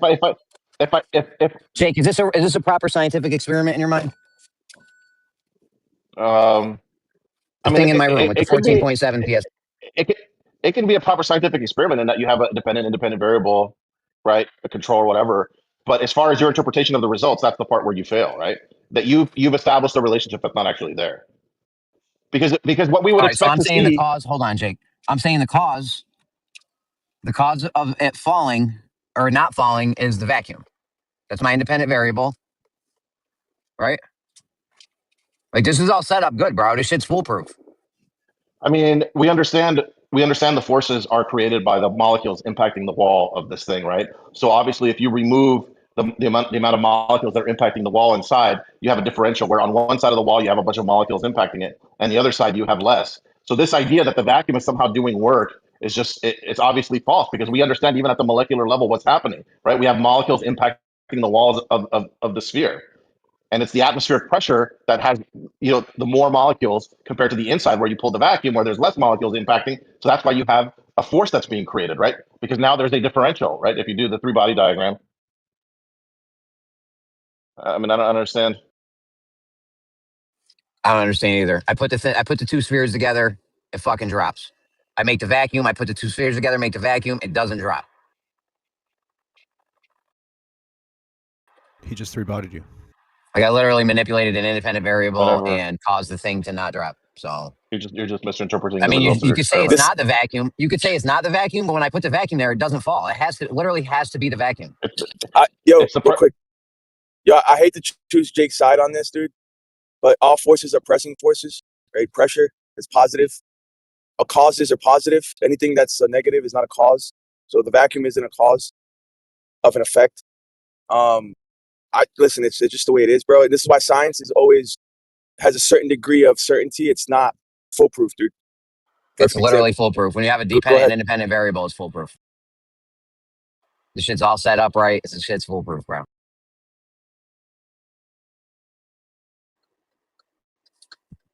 Like I don't know. Heads are saying that there's this thing there that's causing the sphere to not drop, but that's the control variable.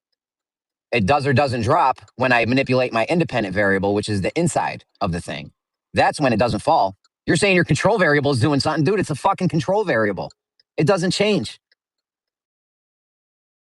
Do you guys get? You guys don't understand this at all, do you?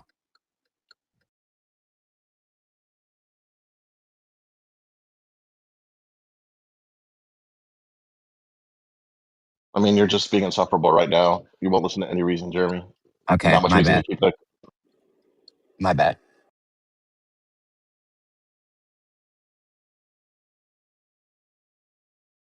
Well, I don't know. Carry on then. Well, we'll change the topic here because I think we beat that one to death. All right, go ahead. MC Toon is doing some kind of a stream. I don't know where he finds these people that are supposedly flat earthers or moon deniers or whatever, but he's got some jack off looking guy that I don't know where the fuck he finds these people. I think most of them are phonies anyway.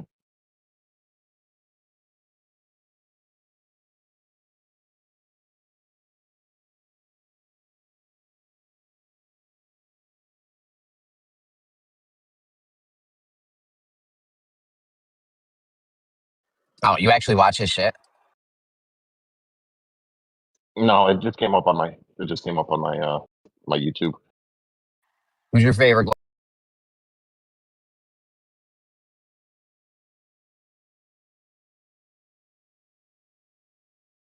I mean, you're just being insufferable right now. You won't listen to any reason, Jeremy. Okay, Not much my reason bad. to keep that.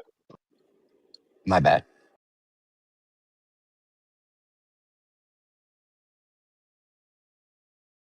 Well, I don't know. Carry on then. Well, we'll change the topic here because I think we beat that one to death. All right, go ahead.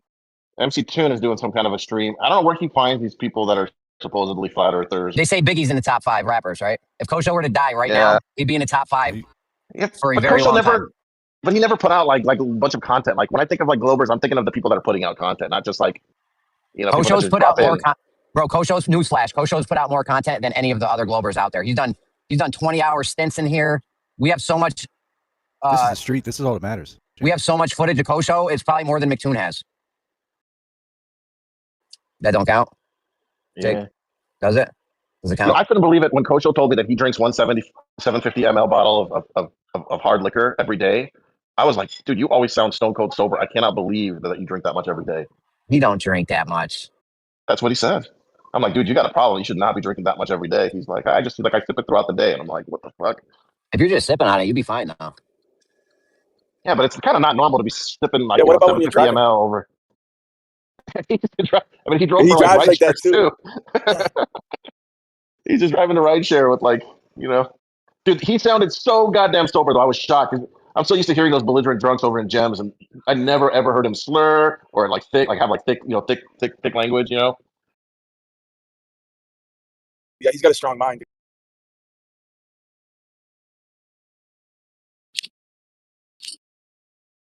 He started telling us all those crazy stories about his military girlfriend.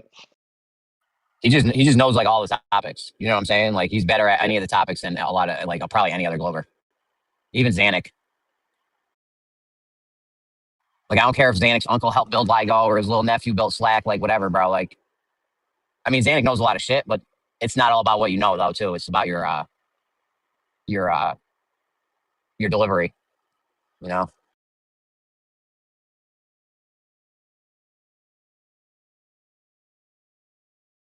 I don't know, man. I mean, if you're gonna go down that road, I think Jem is one of my favorite, just like in the street guys. Like when Oh, he you goes know off who's the good? rails and starts Portis. yelling.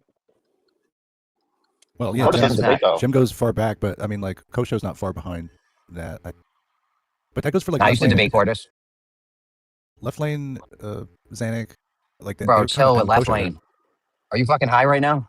I'm just saying Left that they're lane, from bro. the He same gets era. everything. Oh, all right, all right. I thought you were. I'm not trying to say like comparing and whatnot. All right, okay. But they're from the same. But I don't think Jem's very good at. Jem just has people to shut me down. Every time I go directly at Gem Panda, it's he needs a bodyguard. Yeah, I don't think Jem's that good. He's probably He's all just right and funny when he shit. goes off the rails. Jem's probably all right, but I don't think he's as good as like a Zanuck or a Kosho or something. You know what I'm saying? Or a Portis. Who was that one guy, man? He used to always be so calm and talk slow. I can't remember what the fuck his name was though. Matthew Lyons. His name started with an N. It was Necro or something. Necro. I can't remember now. Negros. No. He's a flatter. He hasn't been around in a long time. Do we have like a tier list here of Globers brewing or what? Somebody notating this? Matthew Lyons, dude, is like the softest talking Glober. Yeah, well, I think it's hard to do the top, but it's easy to do the bottom. Right? Like F tier would be like like Brenda and NASA. Wow, bro. That would be like F tier, right? Wow, dude, you got Brenda Brenda is at not the top bottom. Glober, dude. You know, you got Brenda. You got Brenda at the bottom. Yeah. I said I have a hard time doing the A tier, but I can easily do the bottom tier. I mean, you got Brenda at the bottom. Who else you got? Well, maybe I don't know if I give NASA the F. I'd probably give Brenda a D. I don't think I'd stick her down at the pit. Brenda can splash the whole room and just destroy it. So, like, what do you call that? That's a kind of a crazy power Brenda has. Yeah, I'd put her at B tier. Where you got this? Brenda's Pfinky fun guy though. at? She's a fun Glober. No, she's no fun, bro. Chill. She's no fun at rapes.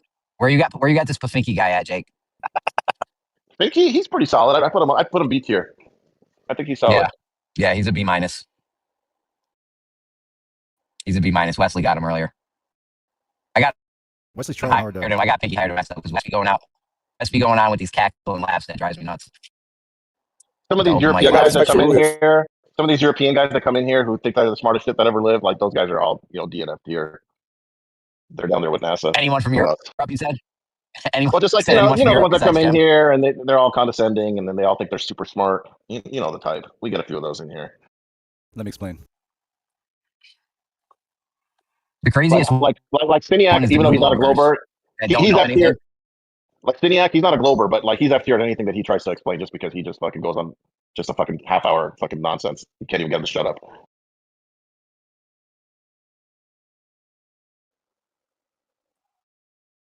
Dude, the other week, Swap did the funniest fucking imitation of Sinek. It was like he nailed him like fucking perfect, dude. Perfectly imitated like his speech cadence and the nonsense he says. Who? Swap. Quap? Who's that? I forgot that dude. No doubt, I remember Quap. Yeah, he's really good at doing. Dude, he did a few impressions, and he's pretty good at impressions. He nailed a couple of people. He's all right. He's no fucking snacks or nothing, but he's all right. Yeah, watch. He's gonna try to do an impression of me. It's not gonna work. All right, I'm unimpressionable. I'm a. Yeah, you're not about to imitate the imitator. That's some people like if you just talk like a normal dude, you're not quirky in any way. It's like impossible to do impersonation. Right? That's why everybody does what's that guy's name? That actor. Everybody does an impression of him. Sean Connery. Like Frank Caliendo. Oh no, I was thinking of the guy goes, that gun is nice. I had it with me. Bo Rat. Christopher. Hold on. Watkins, yeah, Watkins. King of New York. I gotta have more cowbell.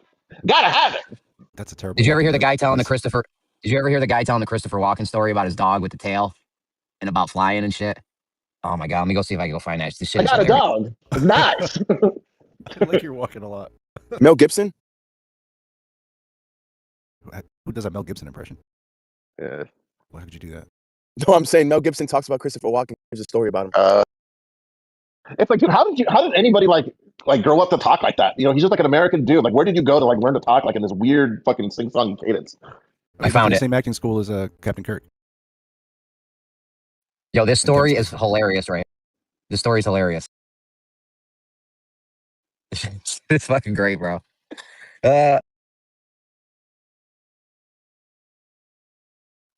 All right, man. What's the topic though? Can we pull this together? Yeah. Well, what were we doing? We were ranking the Globers. Yeah. We should really consider like having like a graph, because we can graph that out. We need Andrew. He's since we had Jake, who would you pick? Who would you pick in like your top 10 if they had to go up against the whole world? Like the planar stationary Earth is taken over, and the globe has its last chance to have the debaters. Well, look, I don't particularly like MC Toon, but I would definitely put MC Toon in that top 10. I would definitely put him up there. Let's see, who else would I put in there? I mean, I'd put obviously Kosho in there, but if you could find him, go rummaging through the homeless neighborhoods or wherever. I don't know. You put Zanuck. Nowadays, Would you put Zanuck in there? I mean, Zanuck is his whole other thing, man. Like, Bro, he knows a lot of shit. He gets too but he gets so excitable. That's why I was saying Kosho, because it's not all about what you know. It's there's some delivery. It's the delivery too. Yeah. I mean, I hate to say it because I really, really, really, really, really deeply dislike Red's rhetoric as a person, but I put him up there in the top 10. Yo, he's been coming in here. I know. I was giving him some shit about Shauna Hufford the other day, and he got kind of. Oh, that was his boy. Didn't he scam? It's like 20 G's or something to get titties. Apparently, though, like I said, he's still friends with them. Apparently, he claims they're not friends anymore after that whole falling out. And then I asked him about his giant boobs and his cockamamie story about how he got them after hitting his head in a Humvee, and he got super annoyed with me. Oh yeah, that's a wild chain of events right there. Like I never even heard about that. Maybe. Yeah, apparently he hit his head. The story was the way he told it was he hit his head in a Humvee when he was in the army or some shit, and it damaged his pituitary gland, which caused a huge rush of hormones that caused him to grow double D tits. And it's like literally every doctor I've ever asked whether that could be true said I don't see any possible way that could be true. But yeah, you figured you'd see that because there's a lot of like head injuries. You figured if that was a thing, it'd be like, I don't know. Yeah, dude, it's like, like trannies are taking massive amounts of fucking estrogen and they can barely grow anything, right? That's why they have to get like the implants, right? This guy's just got double D's from fucking bumping his head in a Humvee. Like,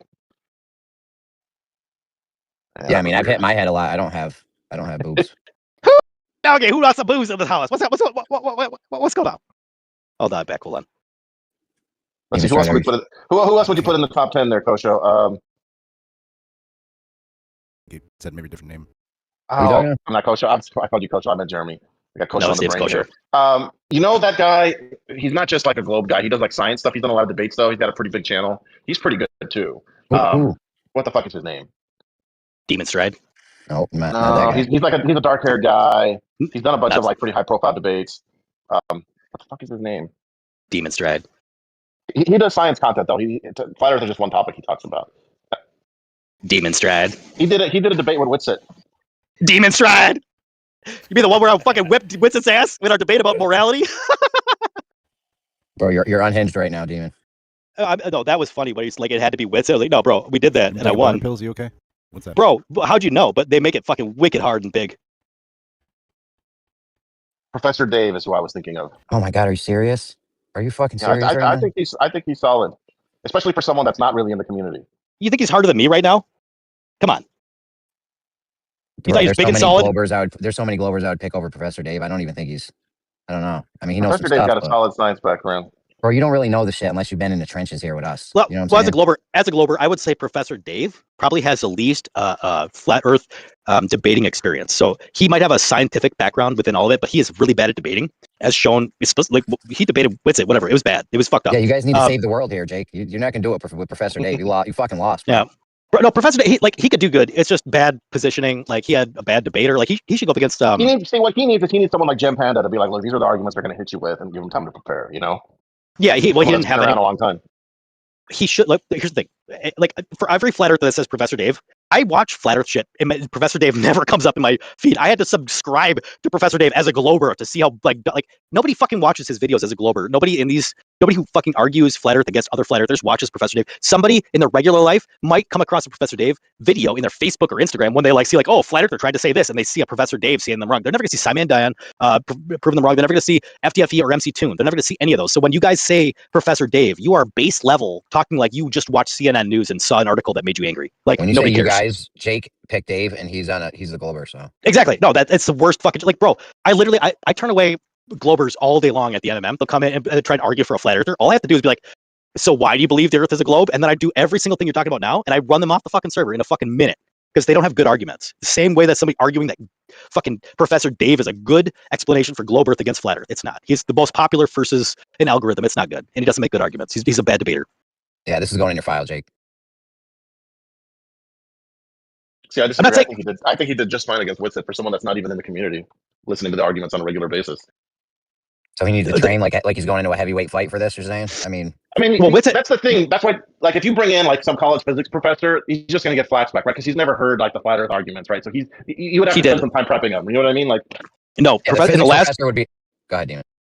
The last debate Professor Dave did against, I believe it was Witsit, that was an embarrassment for Globe Earth. And if you watch that thinking that was like him smacking flat earthers around, you're fucking wrong. As a Glober, you're wrong. It's just globe on globe violence now. Yeah, I'll take a bloody tourniquet anytime. I'll put it on my wall. In what debate would you ever say that one side slaps the other side, right? It's just. Well, do you have so if you can't explain why Dave like knocked him in the dirt, the reason is because he didn't have good arguments. He flailed along the way. And Witsit brought up many arguments he should have been able to like snipe down, being like fallacious for this reason or that. But Dave actually in that argument became emotional. All right, watch it again. Like if you don't believe it, watch it again. Watch how he doesn't answer questions. He goes back to like incredulity. Well, that's the fucked up part. Try watching it like beginning to end and be fucking sad for Globe Earth that Dave couldn't like knock down dumb fucking shit Witsit was saying. We're playing the bagpipes for you guys. Yeah, it's fucked up, bro. Don't ever point to him again ever for Globe. He's scientific basis. Like I get you. Like, but Professor Dave, he will look at things scientifically based, which is why he did not take that argument or that debate seriously. He didn't even try to prepare. He was like, I'm just gonna go off of like I know I'm right for I'm right. He's like did that literally verbatim, like faith-based bullshit. Don't do that. Come with fucking facts, reason, and logic, and he didn't. He went from the he went from the logistic side of like Globers are backing me and they'll fucking agree with me beyond. They won't because I won't. I'm a Glober. I don't back him. He fucking lost the debate. Well, we had Pete saying a kilt playing the bagpipes for him. And it's not because he's wrong. I just think he did the debate wrong. He didn't argue correctly. So don't back him. It sounds bad for all other Globers. And it makes flat earthers look good every time they look at that. Because I could watch that as a flat earther and be like, he got fucking trounced. Don't ever pull that up again. It is obvious sometimes, Jake. You got to admit. Sometimes it's not so obvious on who won or whatever, but sometimes it's kind of obvious like who won or didn't. You know what I'm saying? But like for like a base level, if you're looking from the outside, you might see that and be like, Professor Dave, he's saying all the dumb things I would expect him to say to somebody who thinks they're stupid. So if you were just like introduced to flat Earth and you saw that video, you're like, oh, I believe the globe for this, and I think he's dumb for that, and you follow him. And I'm saying if you believe that, you might be one of the dumb people that doesn't know the globe's fucking round for a good reason, and I might want to debate you. Yeah. I mean, you got anyone else, Jake? I'm writing this down. Yeah, we're keeping track, bro. So who we got on the list here? We got MC Toon, we got Red Rhetoric, right? All right. Are you listing YouTube? Are you listing YouTubers as proof for flat Earth? No, here's the scenario. Proof for globe Earth? No, here's the scenario. The whole world is switching to flat Earth, right? The whole world's shifting towards flat Earth. You got to come with a team of Globers, and you got to form like Voltron, right? They're putting up the Thundercat signal, the whole shit. And you got to get this team of Globers to come with it and fucking bring it and save the globe. And that looks a lot different than anything anyone imagines, because it literally takes like learning mathematics and certain things that I don't fucking give a shit about. So I'm hoping, we need to add like third grade math teachers and fifth grade science teachers on the list. Okay, somebody shut up this fucking bitch. No, third grade, blah blah blah. Don't do that. Yes, we do. We need to add like science teachers and math teachers to make more people. Third grade, third grade. What grade do you think it should? Third grade. Do you think people graduating 12th grade haven't learned third grade math? Yes. I think a lot of flat earthers would fail third grade now. What is the level of third grade math since you're so familiar with it? That's ridiculous. What type of math is third grade math? Multiplication tables. I bet there's people in here that don't know their multiplication tables. I doubt it. Yeah. Hold on. I discovered the source of the table. More Globers don't know it. More. Yeah, I don't know those multiplication tables because I like those are things like anything that I would like absurd to like memory. I absurd to like the fact that I can just look it up. What are you talking about? Press down. The problem with looking things up is if you've never been taught what is correct, you look on the net and find some bullshit and say, hey, it must be true. Okay, I agree with NASAShill, all right, in this aspect, but also you can like you can learn to process and learn that process doesn't match the fixed reality. You don't have to know the math on your side. If you want to know something to be true and you didn't trust it, you could like I don't fix everything to oh my god. I will go on mute. Hold on. I will go on who is like fucking blaring out the microphone like all the time. I will go on mute if you can't handle it, but like I don't remember things like oh my god. I'll go on mute and fuck off, I guess. Are you speaking for all the flat earthers there? Like, is that what happened? Don, your mic is like really messed up right now. We can hardly hear you. It's like I have a new one. I'm sorry. Yeah. All I was go ahead. Even Brown teacher level. All I'm saying is like as a Glober, I don't trust like if somebody says like it's this measurement, that measurement, I'd be like, okay, that number is a number, and I don't know if I can trust it or not. I might look into why, like a calculation on why, but I'm not going to look at every single calculation and just remember my math on the bullshit. But I can look up and understand if my math is correct. What I think the problem is when people just believe blindly that somebody says a thing is a thing, and I think that's the difference between NASAShill being a fucking dickbag and somebody saying I don't just remember all my mathematical skills. How about this? What if I download a mathematical? Oh my god. Okay. All right. What if I download a mathematical? I'll mute myself right after this. You'll be sure. I'm gonna say I'm done right at the end of this. I'll say I'm done. What if I download a mathematical app that can do the calculations as from like up to 2026, and then it no longer has internet? Am I not allowed to use that for finding out like mathematical things going in the future, or should I absolutely know how to do each one of those verbatim? So I like at one point it's faith. So when I can point it out to you and it's true, how further on in the future is that true? It's like NASAShill. I now downloaded this app. It does a mathematical equation for me that you gave to me, and I feed out and I tell you the equal sign. And now 20 years from now, is that mathematical sign different? If it is, I should be able to like update it, or should I believe the thing or not because I don't know how to fucking do it? Like nobody, not every single person can do these mathematical equations. But if I'm going to trust the process enough to conclude an equation to the end, I should be able to point to a globe and be like, this equation's correct, right? And then 10 years from now, I'll be like, this equation's correct, right? And 10 years from now, I'd be like, oh, the app needs to be updated. We could see why it needs to be updated. But at the moment, when I look at it, you're saying you can't even look at it because you don't know how it's done. Well, you're fucking wrong, because I can point to 10 other people right now that could tell me how it's done correctly and or wrong and or believe it or not. And I could go on their understandings. If your understanding is you have to understand how it is put together verbatim to the end, then nobody understands truth or reality. Nobody but you and anybody other than you. And you are the arbiter of truth. You understand where that puts you, you fucking asshole? Wow, that was a big word salad that said I'm a dumb fuck. Well, was that word salad, or was that explicitly placed there for like, no, answer my fucking question. It was not word salad. Don't fucking do word that. Salad that fucking was not word salad. I am dumb and I am proud I am dumb. I don't need to learn stuff to be undumb. I'll just stay dumb. Yeah, NASAShill. Okay, all right. What is the standard tuning of a guitar? Well, fine. I'll tell you. You're a fucking you're a fucking retard, aren't you? You're a fucking retard. You don't know that, do you? You're a fucking retard. Go to a retard. music room where they just talk about music theory. Oh, but you can talk about tuning guitars to your heart content. Wait, on the other hand, we're not in a room talking about music or music theory. Well, it's something simple though. No, it's a simple mathematical equation. Why the fuck don't you know? It would take 2 seconds for you to learn it. No, hold on. NASA, we're not talking about guitar tuning. I get it. I get guitar tuning. Hey, NASA. I don't know. Maybe was I missing something? Hey, NASAShill. Would this take you more than 5 seconds to learn? If not, so why are you so stupid you can't learn it?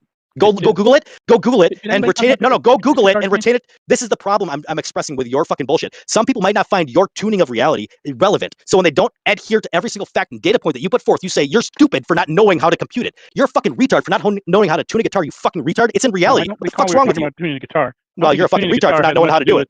I don't think. But you could learn.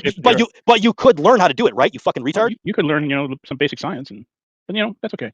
I understand you have to like think you're above me because you know about guitars. But, okay.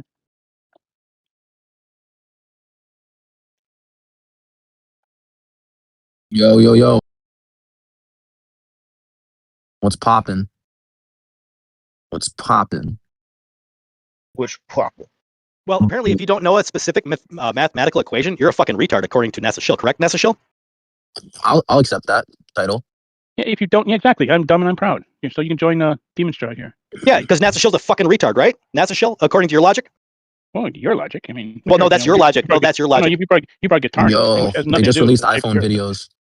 Oh, boy. iPhone videos from Artemis in space.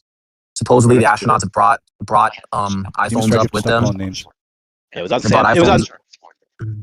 on Samsung screens though. iPhone cameras, Samsung screens. Who saw? Oh, sorry, what a fucking Samsung. Sorry, so they bought a bunch of They brought a bunch of Androids up into whatever. They all brought smartphones. They all brought their personal smartphones to space. No, it's they're now. What? Okay, fuck me. iPhone. It doesn't fucking matter.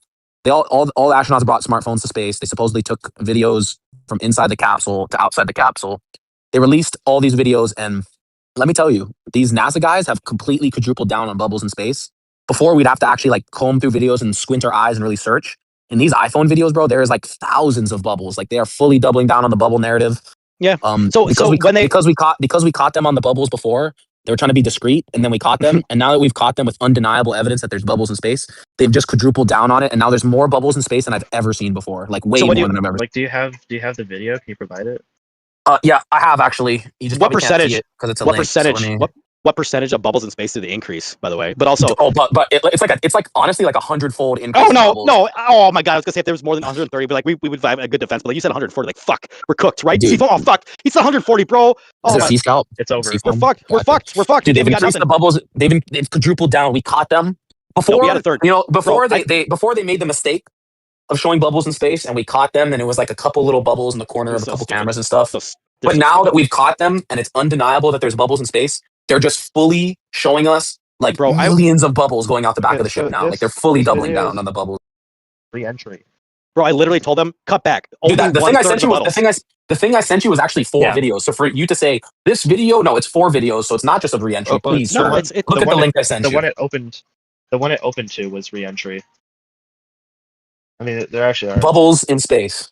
Oh my Thank you very god! much. Oh, I can't. They fucking put them. Oh my god! They had the iPhones. They could have fucking doctored them out. Like with AI and the ability to like, literally, like we could like make anything show what we want them to see. Like, oh my god, people are floating in space. These fucking idiots let bubbles in the fucking video. Like, what the fuck are they doing? Like, we can do the CI. We can do CGI for fucking everything. And then we let the bubbles. The bubbles get us. I know. We knew about the bubbles, and they fucking did it anyway. God damn it! Thank you. Globers are fucking stupid. Yes.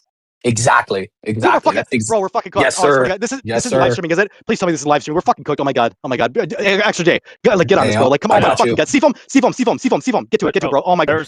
Oh my god. No, David, I counted. There are 11 billion bubbles. You can tell. Oh my god, I said no more than 10 billion.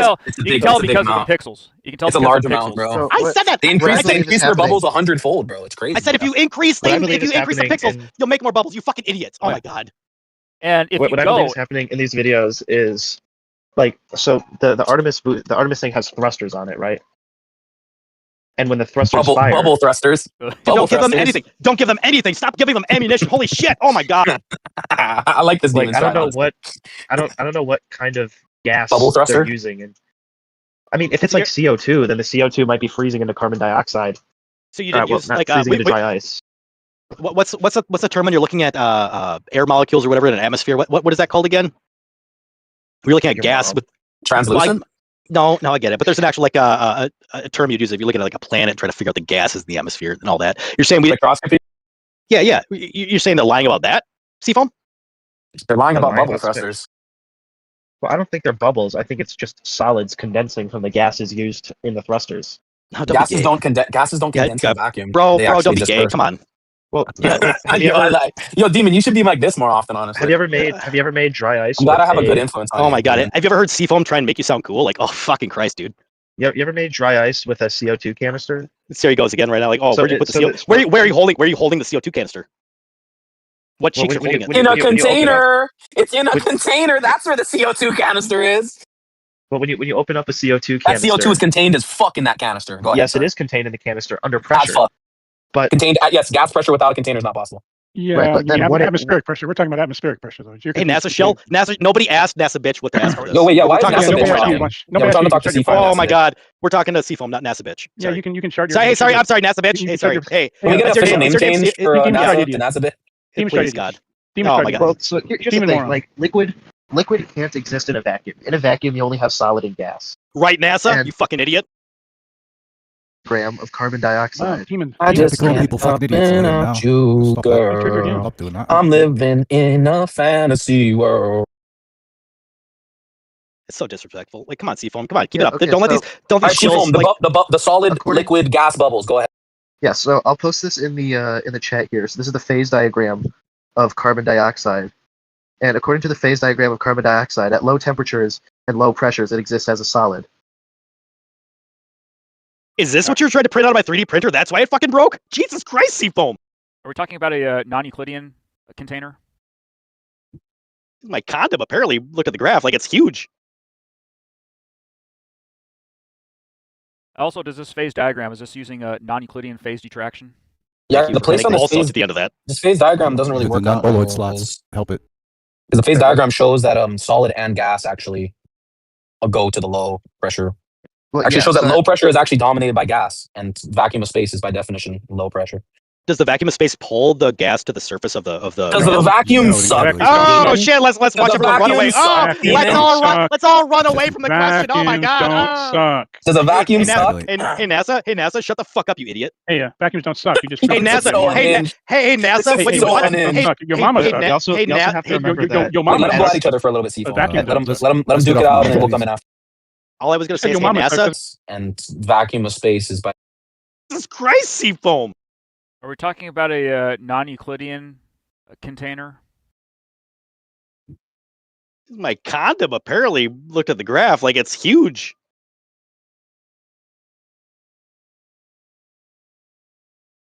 Also, does this phase diagram, is this using non-Euclidean phase detraction?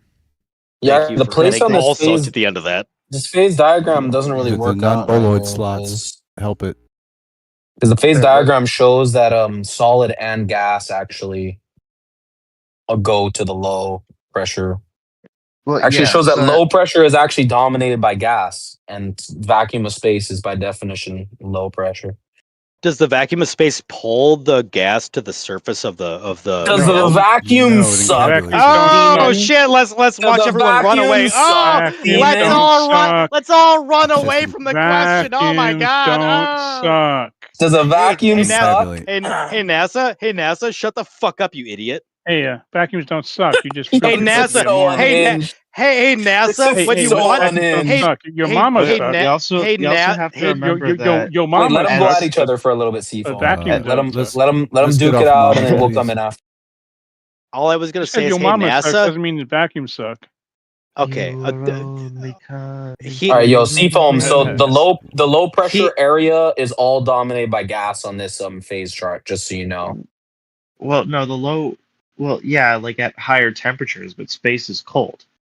And when you No, get the to low, the whole. Look at the whole pressure thing. The whole zero pressure axis is all gas, and the vacuum would be a zero pressure. No, vacuum's not zero pressure. Close to zero. Hey, Demon, I need you to come in and ruthlessly interrupt this guy. well, another thing is like these phase diagrams. They show like the equilibrium point. They don't show like the instantaneous. So And, I mean, we can have what's it called, dry ice. Seafoam. NASA just refuted you. NASA, please present us with the graph that shows exactly what you're talking at low about. pressure. Yeah. At Please very low, present at zero it. pressure. Absolutely. The pressure that the C-scout put. At zero pressure, it's actually carbon Let's see dioxide it. is Okay. at Could you zero got a claim? pressure. Hey, At you zero got it. pressure. Proof? At zero pressure. Pretty solid burp. I At give it zero like a pressure, it's actually all 6.4 solid, not gas. out of 10. You said it's all. Whoever said it's all gas is incorrect. It's actually all solid at zero. Do you have evidence of that, or are you just like trying to? Are you just The like phase pulling this like one of your beads out I of your butt just plug? can't the phase turn diagram. out Someone doesn't know how to read. sugar. Someone doesn't know how to read phase diagrams. I must Well, like, be did living you put one of them into the chat, or did you pull one of those out of your bead out of your ass that you've been like slowly pulling through this whole chat? It doesn't look like there's a single. It doesn't look like there's. It doesn't. They're Demonstryde. I'm turning you down so I can actually talk to real people. Okay, So if you well, look at zero pressure, it's actually all solid. It's not. Can you just gas. ruthlessly interrupt him? It's yeah, more he fun did. to He do just that. he just dude No, muted I want you me. to do that. That's Yeah. I wasn't allowed to respond to him, and he decided to turn me down. So he's probably looking now, seeing that I'm turned up. So NASA, please provide your evidence for the claim you just made. What's up, Wesley G? Does anyone want to Wesley respond to the G, top G? Hey, NASA fuckface, respond with the evidence for the claim you just spit fucking my made. drink out. Almost No, we spit my can't- drink we out when you cannot said talk to that. people like that.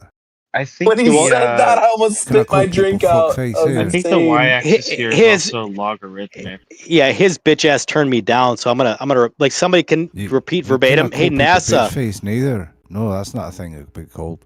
You should stop using language like that, please. Thank you. That's pretty Sure good. It's pretty good. sure That's pretty thing. good, Snacks. I gotta Wow, that was really good. Oh, Shut up, Wesley. Here's a It's my good moderation tone. phase Thank diagram you. for CO2 that goes a little Can bit you talk farther like to the that other permanently? side. Oh, that link did not work very good. Damn it, C-Scalp. Yeah, let's try that again. Seafoam, you should just There we do go. this as just do this all This as one, Trump. this one goes to the side a little bit farther. So at some point, at low temperatures and low pressures, it's all solid.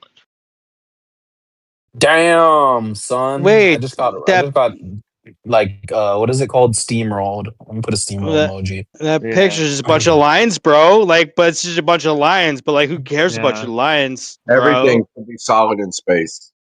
This It's is just lines. This is what you get when you talk to someone who learned about phase diagrams in his materials class.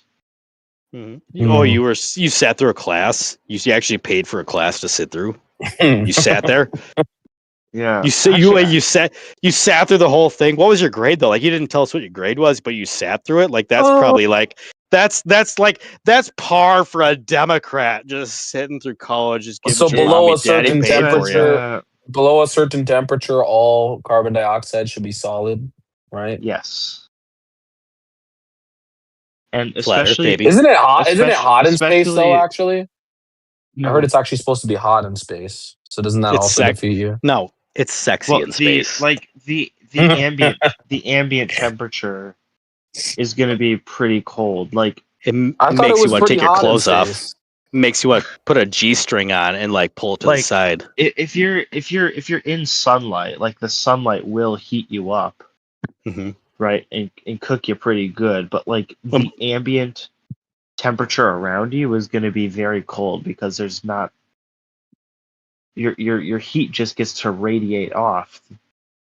Yeah, kind of like have you ever been like sub temperatures in the middle of winter, like but in a vehicle where you have the cabin Yeah. pressure of like, and then it's like maybe like 50 degrees inside the cabin, and the sun hits the windshield and like pierces through under your skin, and it like starts feeling warm even though it's like negative fucking 30 degrees outside. It's kind of crazy how that works, right?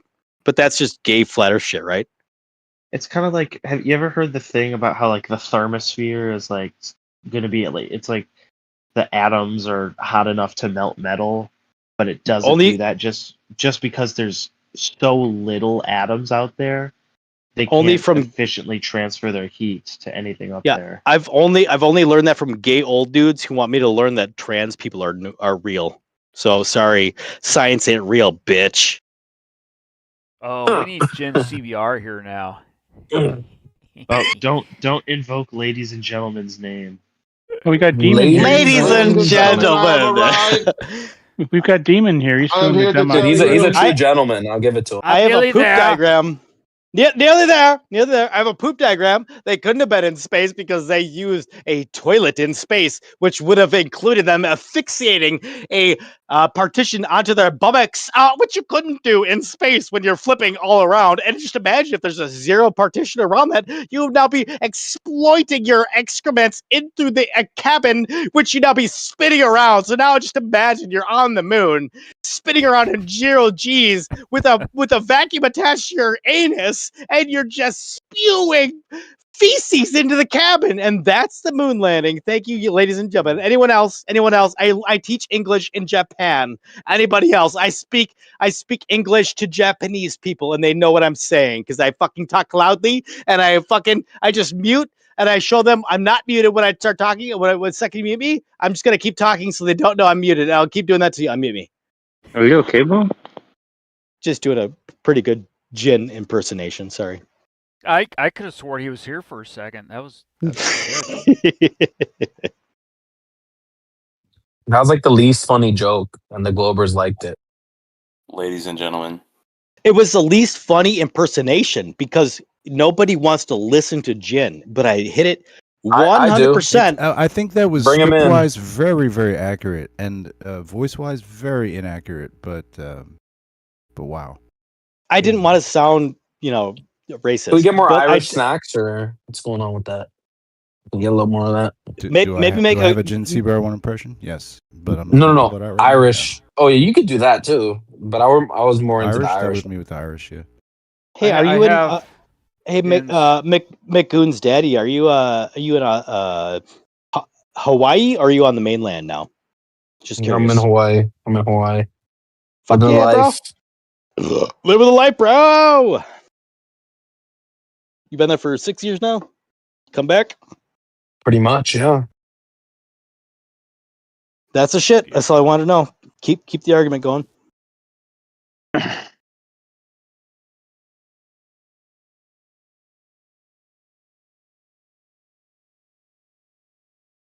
You bitch ass motherfucker. Loser piece of shit. Does that help? Oh, we can't So, talk like that. That's not appropriate in here. Well, I became too chumly, and I wanted to make it more adversarially. You bitch ass motherfucker. Can you come up with more names for NASA? No. What the fuck, Demon? It's Just ran out. I mean, I can come up for reasons to not like believe the things said on the fucking news paragraph as to why you believe said based off of bullshit, but like that, I mean, we're past that. You got something I just better? feel like you guys both work for the same like cell, and then like they told you to, like fight each other. So like, I don't know. Wait, work? What do you mean work? I'm you're in like the right next now. cubicle. I took a vacation, bitch. I'm right. I'm on vacation for 7 days. Like, You're both working for the Globe department, right? Yeah. bro, That explains it. Bro, I work overnights. I just took a sabbatical for my fucking birthday. I'm turning 40 like over the weekend. Like I'm here for lulls, bro. You got a good debate. Like, how about this? How about this? Instead of the nuances between, like, let's come up with like a good argument to win a debate based on logic. Because like I might slur a couple of words, but the logic is absolutely based. Like, let's go, motherfucker.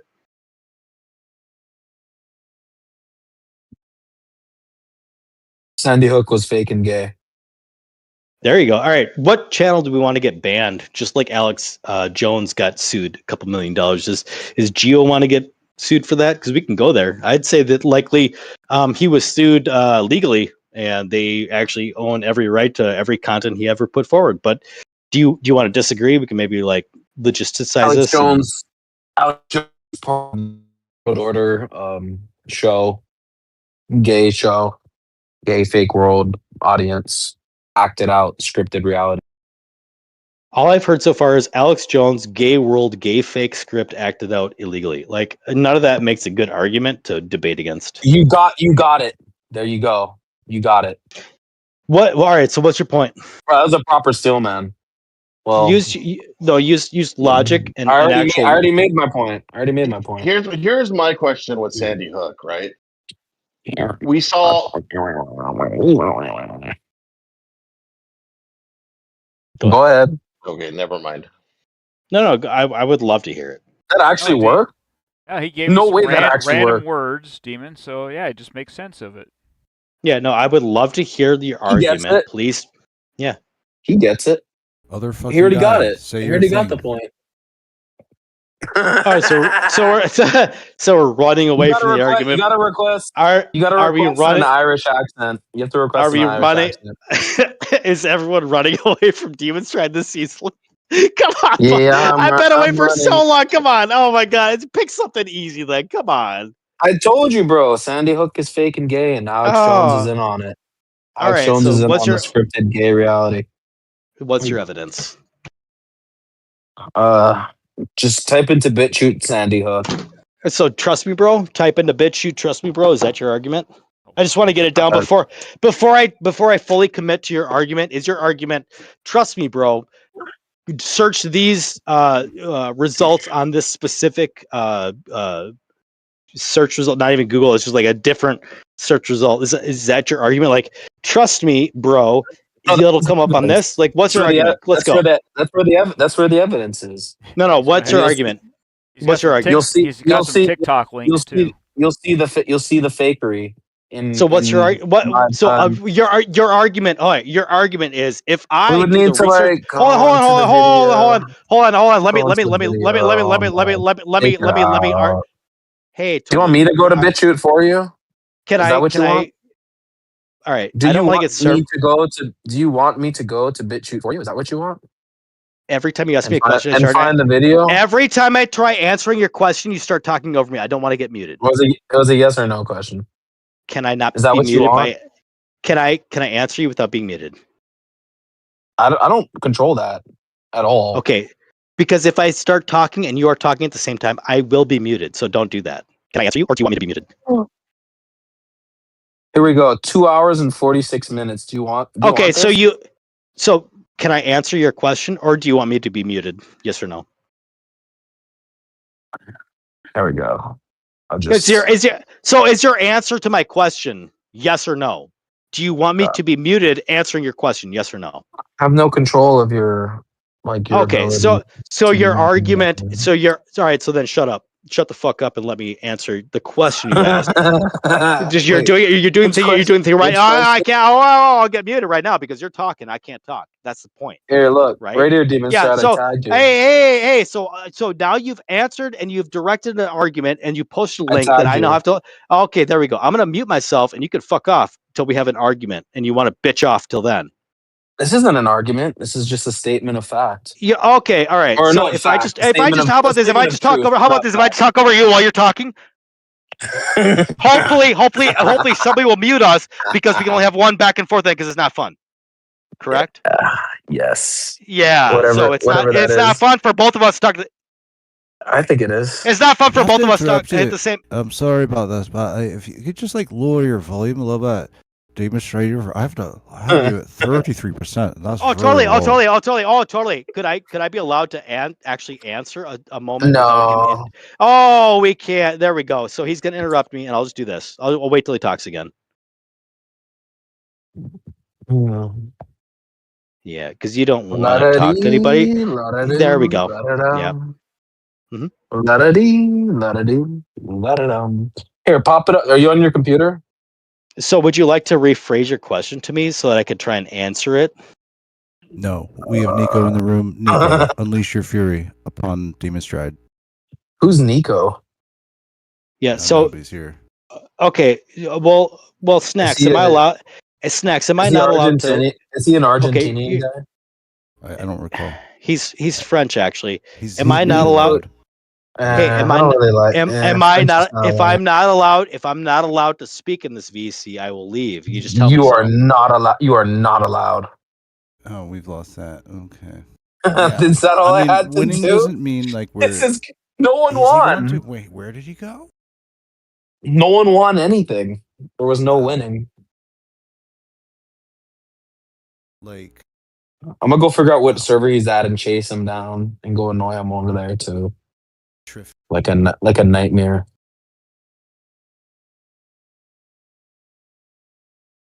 Well, it should be obvious. That you're gay?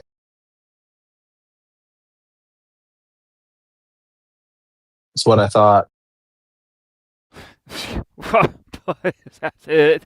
That's it. What are you, fucking 14? It's weak. No. I'm quite a bit older than that. Fooled me. Shit. You shouldn't be talking to 14-year-olds online. I don't think you're trustworthy enough. All right, let's keep it above board, everybody. Let's go. Anyway, you know where he went, so I'll go there. Whatever. Where'd he go? To the loser area? The land of losers?